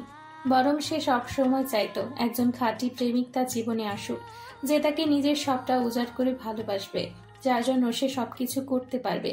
কিন্তু দিন শেষে প্রত্যাশা অধরায় থেকে গেল। ইভা একটা দীর্ঘশ্বাস ফেলল। এমন সময় সে নিজের পেছনে কার অস্তিত্ব অনুভব করলো। পেছন ফিরে তাকিয়ে সাগরকে দেখল। সাগর ইভাকে বলল, আপনাকে অনেক ধন্যবাদ ভাবি। ভাগ্যিস আজ আপনি সঠিক সময় আমাদের বাড়িতে এসে আমাদের দরজা খুলে মুক্ত করেছিলে, না হলে যে কি হতো। ইভা একটা দীর্ঘশ্বাস ফেলে বলে, সাজিদকে ফোনে না পেয়ে আমি অনেক দুশ্চিন্তা করছিলাম। এত ভালো খবর ওকে দেয়া হলো না। যখন থেকে আমি জানতে পেরেছি আমি প্রেগনেন্ট, তখন থেকে খবরটা ওকে জানানোর জন্য ছটফট করছে। তারপর হঠাৎ সাজিদের ফোন বন্ধ হয়ে গেল। তখন আমি আরো বেশি ভয় পেয়ে গেলাম। একদম উদ্ভ্রান্তের মতো করতে লাগলাম। আমার এই অবস্থা দেখে আমার বেস্ট ফ্রেন্ড এলিনা সাজিদের অফিস থেকে ওর ঠিকানা বের করে আনলো। আমার অনেক আগে থেকেই ভাবনা ছিল বাংলাদেশে আসার। সাজিদ সব সময় বলতো ওর পরিবারকে ওই মানাবে, কিন্তু আমি ওর মধ্যে একটা ভয় দেখতাম। সাজিদকে বাংলাদেশে আসার কথা বললেই ও এড়িয়ে যেত। তাই আমি গোপনে অনেক আগে বাংলাদেশের পাসপোর্ট ভিসা করিয়ে রেখেছিলাম। সৌভাগ্যক্রমে ভিসার মেয়াদ থাকাকালীন সাজিদের ঠিকানা পাওয়ার সাথে সাথে পরবর্তী ফ্লাইটে ঢাকায় ছুটে আসি। তারপর তোমার বাসায় ছুটে যাই। দারোয়ানকে অনেক রিকোয়েস্ট করে শেষ পর্যন্ত ডলারের লোভ দেখিয়ে দরজা খুলে ভেতরে ঢুকি। তারপর তোমার গলার আওয়াজ শুনে আমি তোমার দরজাটা খুলে দেই। আর তারপর তো ইভার গলার স্বর আটকে যায়। নিজের ভালোবাসার মানুষটার প্রতারণা যে সে ভুলতে পারছে না। সাগর ইভার উদ্দেশ্যে বলে, আপনি কিন্তু চাইলে আমার ভাইয়াকে আরেকটা সুযোগ দিতে পারেন। ও কিন্তু আপনাকে অনেক ভালোবাসে। শুধুমাত্র আমার প্ররোচনায় এত বড় একটা অন্যায় করতে যাচ্ছিল। ও আমার ভালোবাসার মূল্য দেয়নি, তাই আমিও আর ওর কাছে ফিরবো না।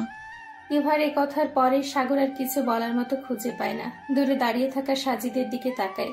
সাজিদ ইতাকে পাঠিয়েছিল ইভাকে বোঝানোর জন্য, কিন্তু ইভা এখনো যথেষ্ট রেগে আছে, তাই তাকে বোঝানো সহজ নয়, এজন্য সময় প্রয়োজন। ইশারা করে নিজের ভাইকে এটাই বোঝালো সে। অভিক বাসায় ফিরতে দেখে তার মা রাহিলা খাতুন বেশ খোশ মেজাজে আছেন। আহসান চৌধুরীকে তিনি বলে চলেছেন, একেই বলে কর্মা। খন্দকার সাহেবের মেয়ে আমার ছেলেকে প্রত্যাখ্যান করেছিল না, আর আজ দেখো এতগুলো মানুষের সামনে কিভাবে ওর বিয়ে ভেঙে গেল। একদম ঠিক হয়েছে। রাহেলা, এসব কি ধরনের কথা? রাহিলা খাতুন আরো কিছু বলতে যাবেন, এমন সময় অভিককে দেখে কথা বদলে বলেন, কিন্তু অভিক, তুমি কিন্তু তখন ওই ছেলেটার গায়ে হাত তুলে একদম ঠিক কাজ করনি। কি দরকার ছিল অন্যের ঝামেলা নিজের কাঁধে নেয়ার? অন্যায় দেখলে আমি চুপ থাকতে পারি না মা, এটা তো তুমি জানোই। তোমার ভাষায় এটাই আমার বদভ্যাস। রাহিলা খাতুন আর কিছু বললেন না, কারণ তিনি জানেন অভিককে আর কিছু বুঝিয়ে লাভ নেই। এর মধ্যে অভিক নিজের ঘরে গিয়ে কাপড় চোপড় গোছাতে গোছাতে বলে, কালকে আমি সেনাবাহিনী ক্যাম্পে ফিরে যাচ্ছি। আহসান চৌধুরী বললেন, আচ্ছা, তাহলে তুমি সব গোছগাছ করে নাও। রাহিলা খাতুন দুঃখ প্রকাশ করে বললেন, আমার কত ইচ্ছা ছিল এবার অভিক ক্যাম্পে ফেরার আগেই ওর বিয়েটা দিয়ে দেব। আমার সেই ইচ্ছা অপূর্ণই থাকতে পারে। আহসান চৌধুরী বিরক্তি প্রকাশ করে বলেন, উফ, তুমিও না। আচ্ছা, এমনও তো হতে পারে তোমার ইচ্ছাটা কোনোভাবে পূরণ হয়ে গেল। কিভাবে হবে?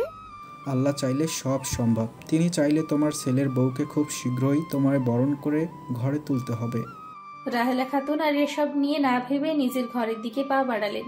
সুনীতি আজ সকাল সকাল ভার্সিটি যাওয়ার জন্য তৈরি হচ্ছে। সুনীতিকে তৈরি হতে দেখে নয়না খন্দকার বললেন, আজ ভার্সিটি না গেলেই নয়, কাল এত কিছু হয়ে গেল আর আজ।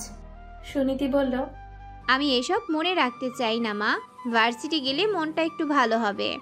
নয়না খন্দকার আর কিছু বলতে যাবেন, তার আগে সামিউল খন্দকার বললেন, ওকে যেতে দাও নয়না, আমার মেয়ে এতটা সহজে ভেঙে পড়ার মেয়ে নয়।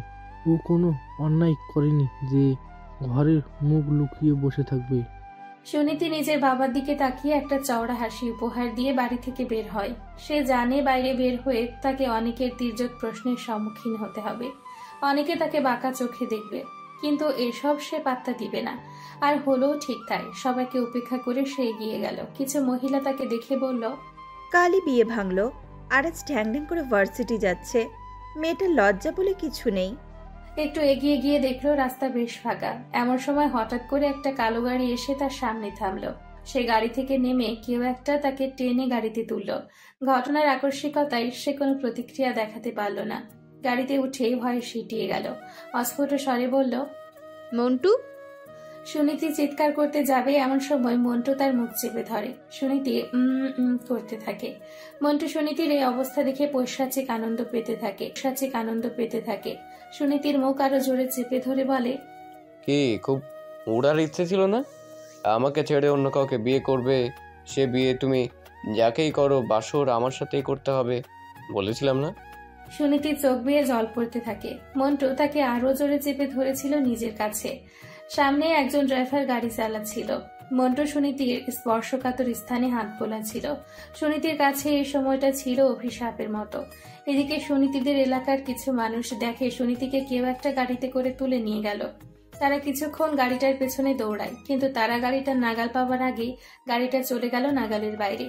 এরপর তারা এলাকায় এসে সবাইকে জানিয়ে দিল ঘটনাটা। এই ঘটনা শুনে কেউ বা সমবেদনা জানালো, সুনীতির জন্য চিন্তা করলো। তবে এমন মানুষেরও অভাব হলো না যারা সুনীতিকে নিয়ে সমালোচনা করলো। একজন মহিলা তো মুখের ওপরেই বলে দিলেন, ওই মেয়ের চরিত্র ঠিক আছে নাকি?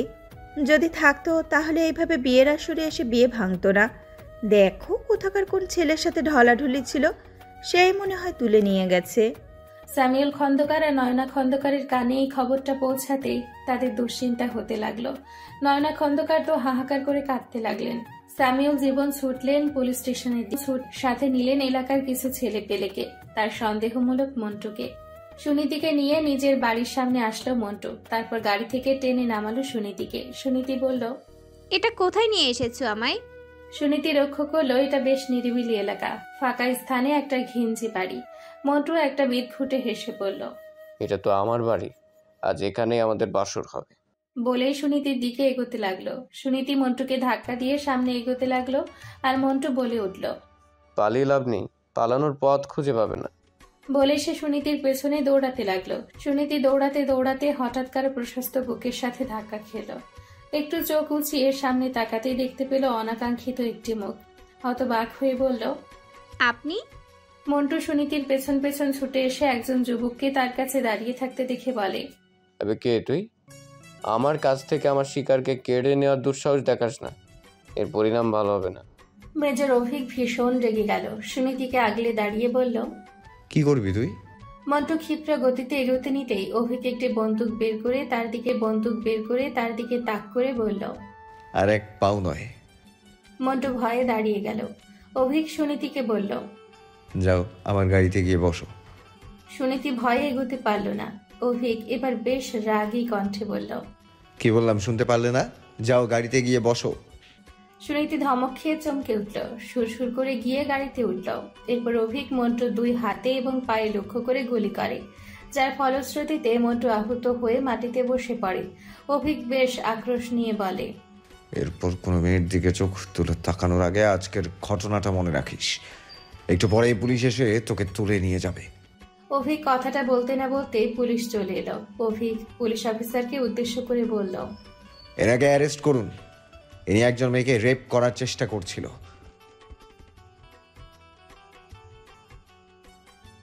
অভিক গুরুগম্ভীর মুখ নিয়ে গাড়িতে উঠে বসে। অতঃপর গাড়ি চালানো শুরু করে। সুনীতির দিকে তাকিয়ে দীর্ঘশ্বাস ফেলে। ভাগ্যিস সে দূর থেকে দেখেছিল সুনীতিকে জোরপূর্বক গাড়িতে তোলা হচ্ছে এবং এরপর গাড়িটা ফলো করে এখানে এসেছিল। না হলে আর একটু দেরি করলে না জানি কত বড় বিপদ ঘটে যেত। খন্দকার বাড়িতে এলাকার সব মানুষ এসে জড়ো হয়েছে। সুনীতি খবরটা পাওয়ার পর থেকে নয়না খন্দকার কান্না করে চলেছে। সামিউল খন্দকার তাকে অনেকবার এই বলে আশ্বস্ত করেছেন যে তিনি ইতিমধ্যে পুলিশকে জানিয়েছেন, কিন্তু মায়ের মন কি আর তাতে মানে? তার উপর এলাকার নানান মানুষ নানান কথা বলছে। একটু আগেই একজন বললেন, যখন একটা মেয়েকে তুলে নিয়ে তো আর এমনি এমনি ছেড়ে দেবে না, নিশ্চয়ই ওর সাথে খারাপ কিছু করবে। এসব শুনে তিনি আরো ভেঙে পড়ছেন। এরই মধ্যে অভিক সুনীতিকে নিয়ে সেখানে উপস্থিত হয়। সুনীতিকে দেখা মাত্র নয়না খন্দকার আর্তনাদ করে বলে ওঠেন, মামনি। সুনীতি ছুটে গিয়ে নিজের মাকে জড়িয়ে ধরে। নয়না খন্দকার বলতে থাকেন, তুমি ঠিক আছো তো? আমি একদম ঠিক আছি মা। সামিউল খন্দকার বলেন, এলাকার কিছু লোক নাকি দেখেছে তোমাকে কেউ গাড়িতে করে তুলে নিয়ে গিয়েছিল। অভিক এগিয়ে এসে বলল, আমি আপনাকে সব বলছি আঙ্কেল। এরপর সে এগিয়ে এসে সবিস্তারে সব জানায়। সব শুনে সামিউল খন্দকার আর নয়না খন্দকার আটকে ওঠেন। তবুও তারা সৃষ্টিকর্তার কাছে শুকরিয়া আদায় করেন, কারণ বড় কোনো ক্ষতি হয়নি। তবে এত কিছুর মধ্যে এলাকার কিছু লোক বলা শুরু করলো, নিশ্চয়ই কোনো কেচ্ছা ছিল, না হলে এমনি এমনি কেউ কেন তুলে নিয়ে যাবে? এসব কথা শুনে সুনীতি চোখ দিয়ে জল পড়তে থাকে। একজন মহিলা বলল, এই মেয়েকে তুলে নিয়ে গিয়ে এমনি এমনি ছেড়ে দিয়েছে ভাবছো? নিশ্চয়ই যা করার করে ফেলেছে। আসলে আর যদি কিছু না করে তা তো মেয়েটার জীবনে একটা কলঙ্ক হয়ে গেল। এমনিতেই গতকাল ওর বিয়ে ভেঙে গেছে, তার উপর আজ এই ঘটনা। কোনো ভদ্রঘরের ছেলে কি আর এমন মেয়েকে বিয়ে করবে? এসব কথা শুনে অভিক ভীষণ ক্ষেপে যায়। সবার উদ্দেশ্যে বলে, আপনাদের কথাবার্তা শুনে আমি অবাক হয়ে যাচ্ছি। কোন যুগে আছেন আপনারা? আজকালকার দিনে কারো চিন্তা ভাবনা এতটা নীচ হয় কিভাবে? দেখো, আমরা ভুল কিছু বলছি না। এই মেয়ের চরিত্রে যা কলঙ্ক লেগেছে, তারপর আর এই মেয়েকে কেউ বিয়ে করবে বলে মনে হয় না। নয়না খন্দকার এবার চেঁচিয়ে বলেন, আপনাদের আমার মেয়েকে নিয়ে ভাবতে হবে না। প্রয়োজনে আমরা ওকে আজীবন নিজেদের ঘরে রাখবো, তবুও আপনারা এসব আর বলবেন না। অভিক বলে উঠে, সুনীতির বিয়ে ভালো ঘরেই হবে। একজন লোক টিটকিরি করে বলে, কে বিয়ে করবে? তুমি? যদি বলি হ্যাঁ আমি করব। সবাই হতবাক হয়ে তাকিয়ে থাকে অভিকের দিকে। অভিক সামিউল খন্দকারের কাছে এগিয়ে গিয়ে বলে, আঙ্কেল, আমি আপনার কাছে যদি সুনীতির বিয়ের প্রস্তাব দেই আপনি কি মানা করবেন? সামিউল খন্দকার তাৎক্ষণিক কোনো কিছু বলতে পারলেন না। এমনিতেই অভিক তার পছন্দের ছেলে ছিল, কিন্তু বর্তমান প্রেক্ষাপট ভিন্ন। কিছু সময় নীরবে চলে যায়। এর মধ্যে অভিকের পরিবারের কাছে খবরটা পৌঁছে গেলে তারা ছুটে আসে। রাহেলা খাতুন এসে বলতে থাকেন, এসব আমি কি শুনছি অভি? তুমি নাকি ওই মেয়েটাকে বিয়ে করতে চাইছো? অভিক বলল, তুমি তো বলেছিলে মা যে আমি এবার ক্যাম্পে ফিরে যাওয়ার আগে আমার বিয়ে দিতে চাও। আমি তো তোমার সেই স্বপ্নই পূরণ করছি। আর তাছাড়া সুনীতিকে তো তোমার পছন্দ ছিল। কিন্তু তাই বলে বলতে গিয়ে রাহিলা খাতুন থেমে যান। আহসান চৌধুরী এগিয়ে এসে অভিকের পিঠে হাত রেখে বলে, তোমার সিদ্ধান্তকে আমি সমর্থন দিলাম। অতঃপর তিনি সামিউল খন্দকারকে বলেন, আপনিও মত দিয়ে দিন খন্দকার সাহেব। সামিউল খন্দকার আর না করতে পারলেন না। তৎক্ষণাৎ কাজী ডাকা হলো। সুনীতি হঠাৎ করে বলে ওঠে, আমি এই বিয়ে করতে পারবো না। আমি কারো করুণার পাত্রী হতে চাই না। অভিক সুনীতির সামনে এসে বলে, আমি তোমাকে করুণা করছি না, আমার তোমাকে পছন্দ হয়েছে, এই কারণেই বিয়েটা করতে চাই। অভিকের এই কথার পর সুনীতি আর কিছু বলতে পারল না। নয়না খন্দকার এসে সুনীতির মাথায় হাত বুলিয়ে বলল, বিয়েটা করে নাও মামুনি। অভিক যথেষ্ট দায়িত্ববান ছেলে, ও তোমায় ভালো রাখবে। অতঃপর কাজী ডেকে তাদের বিয়ে পড়ানো হলো। সব ঘটনায় বিরস মুখে বললেন রাহিলা খাতুন। তিনি এই বিয়েতে মোটেই খুশি নন। বিয়ের পর সুনীতি আর অভিককে আলাদা করে কথা বলার জন্য একটি ঘরে পাঠানো হয়েছে। তবে দীর্ঘ সময় ধরে তারা দুজনেই চুপ করে আছে, কেউ কোনো কিছুই বলছে না। দীর্ঘ সময় নীরবতা ভেঙে অভিক বলে ওঠে, তোমার যদি আমার থেকে কিছু জানার থাকে আমাকে প্রশ্ন করতে পারো। আমি আপাতত তোমাকে এতটুকু বলতে পারি, এই বিয়েটা আমি মন থেকে করেছি, তাই তোমাকে স্ত্রী হিসেবে মেনে নিতে আমার কোনো অসুবিধা নেই। তবে তুমি নিজের সময় নিতে পারো। এছাড়া তোমাকে আরও একটা কথা বলার আছে। আমি আজকে সেনা ক্যাম্পে ফিরে যাব। একটা দীর্ঘ সময় আমি হয়তো ফিরবো না। তুমি চাইলে তোমার বাবা বাসাতেই এই সময়টা কাটাতে পারো। আর যদি তোমার আমার সাথে থাকতে মন চায় বলো, আমি উপর মহলে কথা বলে সেই ব্যবস্থাও করে দেব। সুনীতি অভিকের কথাগুলো মনোযোগ সহকারে শুনল। তৎক্ষণাৎ কোনো প্রতিক্রিয়া জানালো না। একটু সময় চুপ থেকে দীর্ঘশ্বাস ফেলে বলল, আমার সাথে গত 2 দিনে যা যা ঘটনা ঘটে গেল, তারপর আমার পক্ষে সবকিছুকে স্বাভাবিকভাবে দেখা সহজ নয়। আমি মানসিকভাবে বিধ্বস্ত অবস্থার মধ্যে দিয়ে যাচ্ছি। তাই আপাতত আমি নিজের পরিবারের সাথেই থাকতে চাই। তবে আমি যখন পুরোপুরি স্বাভাবিক হব তখন আপনার কাছে যাওয়ার কথা ভাবব।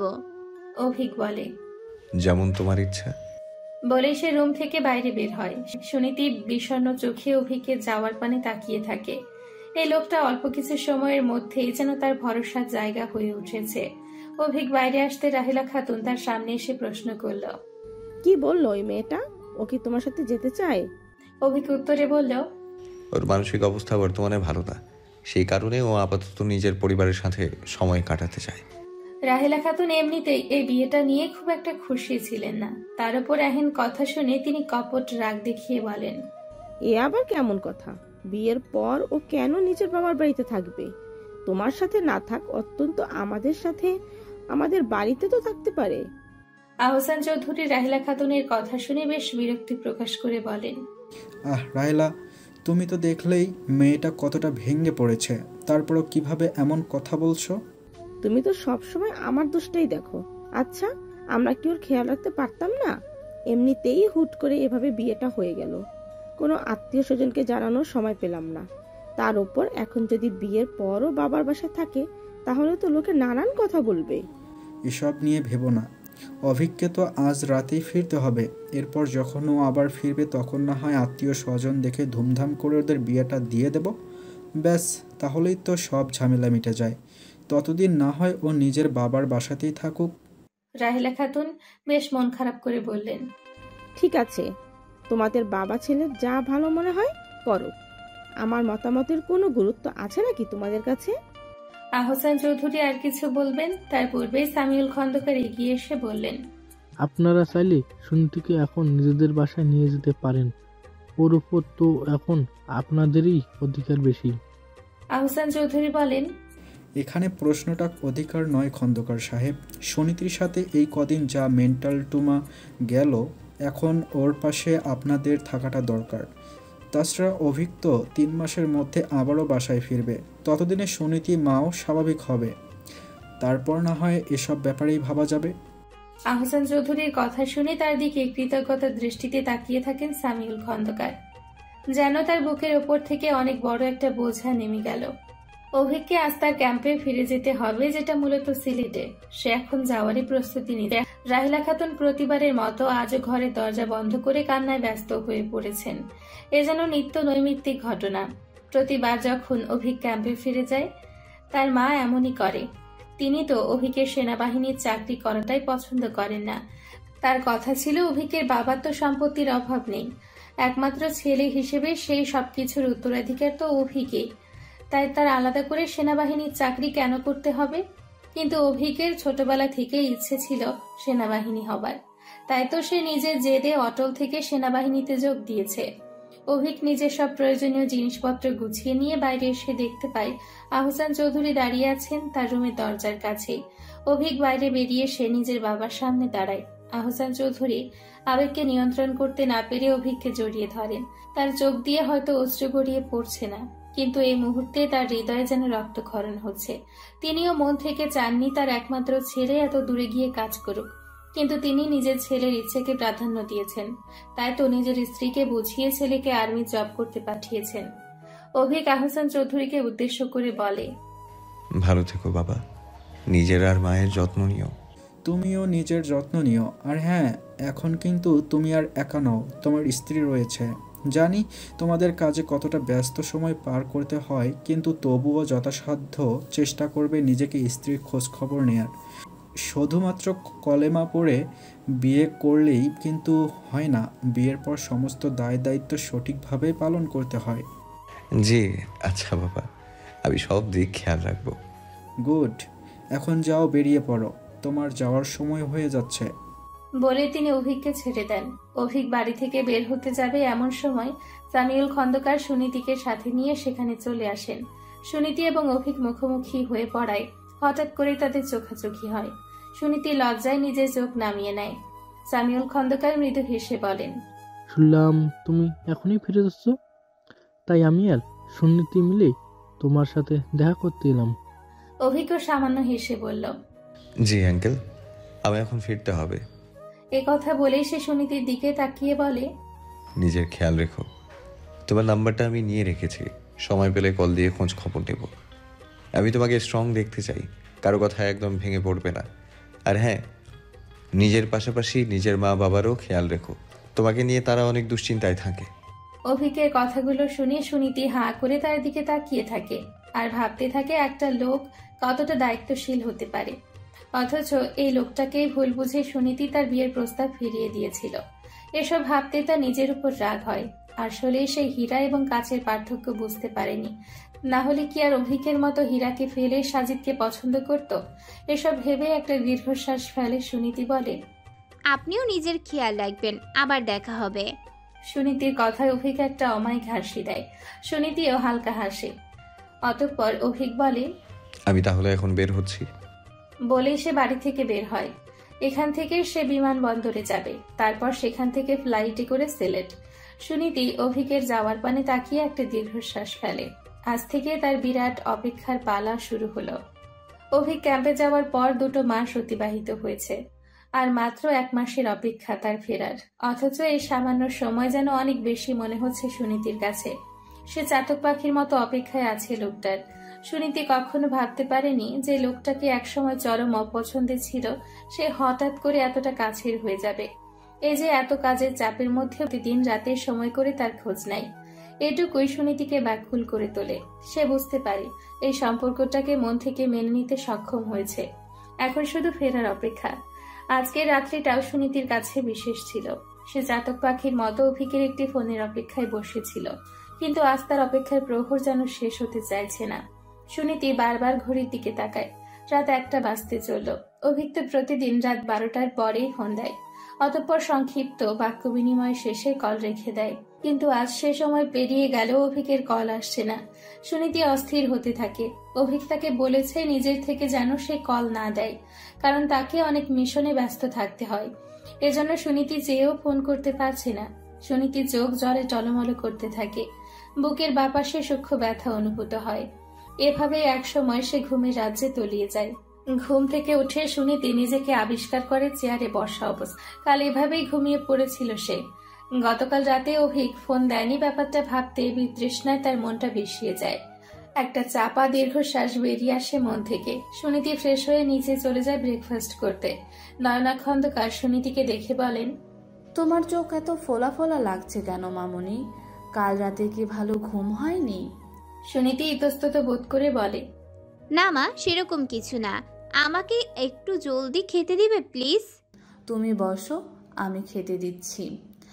আজ সকালে বেশি কিছু করতে পারিনি, তোমার বাবার অফিসের কিসের যেন তাড়া ছিল, তাই কোনো রকমে জ্যাম পাউরুটি করে দিয়েছি। আচ্ছা, অসুবিধা নেই, ওটাই দাও। নয়না খন্দকার সুনীতিকে খাবার বেড়ে দেয়। সুনীতি বিষণ্ণ মনে খাবার খেতে থাকে। হঠাৎ করে পেছন থেকে কেউ তার চোখে হাত দিয়ে ঢেকে দেয়। সুনীতি মলিন স্বরে বলে, আমার এসব ভালো লাগছে না অহনা। অহনা নয়নার চোখ থেকে হাত সরিয়ে বলে, চিনে ফেললি? আমি তো এসেছিলাম তোর খোঁজ নিতে। কদিন থেকে কেন জানি ইউনিভার্সিটি যাস না, সামনে তো এক্সাম। আমার ভালো লাগছে না কিছু। কি হয়েছে আমায় বলবি?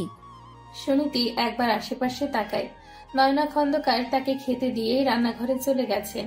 তিনি এখন রান্না করতে ব্যস্ত। তাই একটা স্বস্তির নিঃশ্বাস ফেলে বলেন, মেজর অভিক প্রতিদিন রাত 12টার পর ফোন দিয়ে আমার খোঁজ নেন।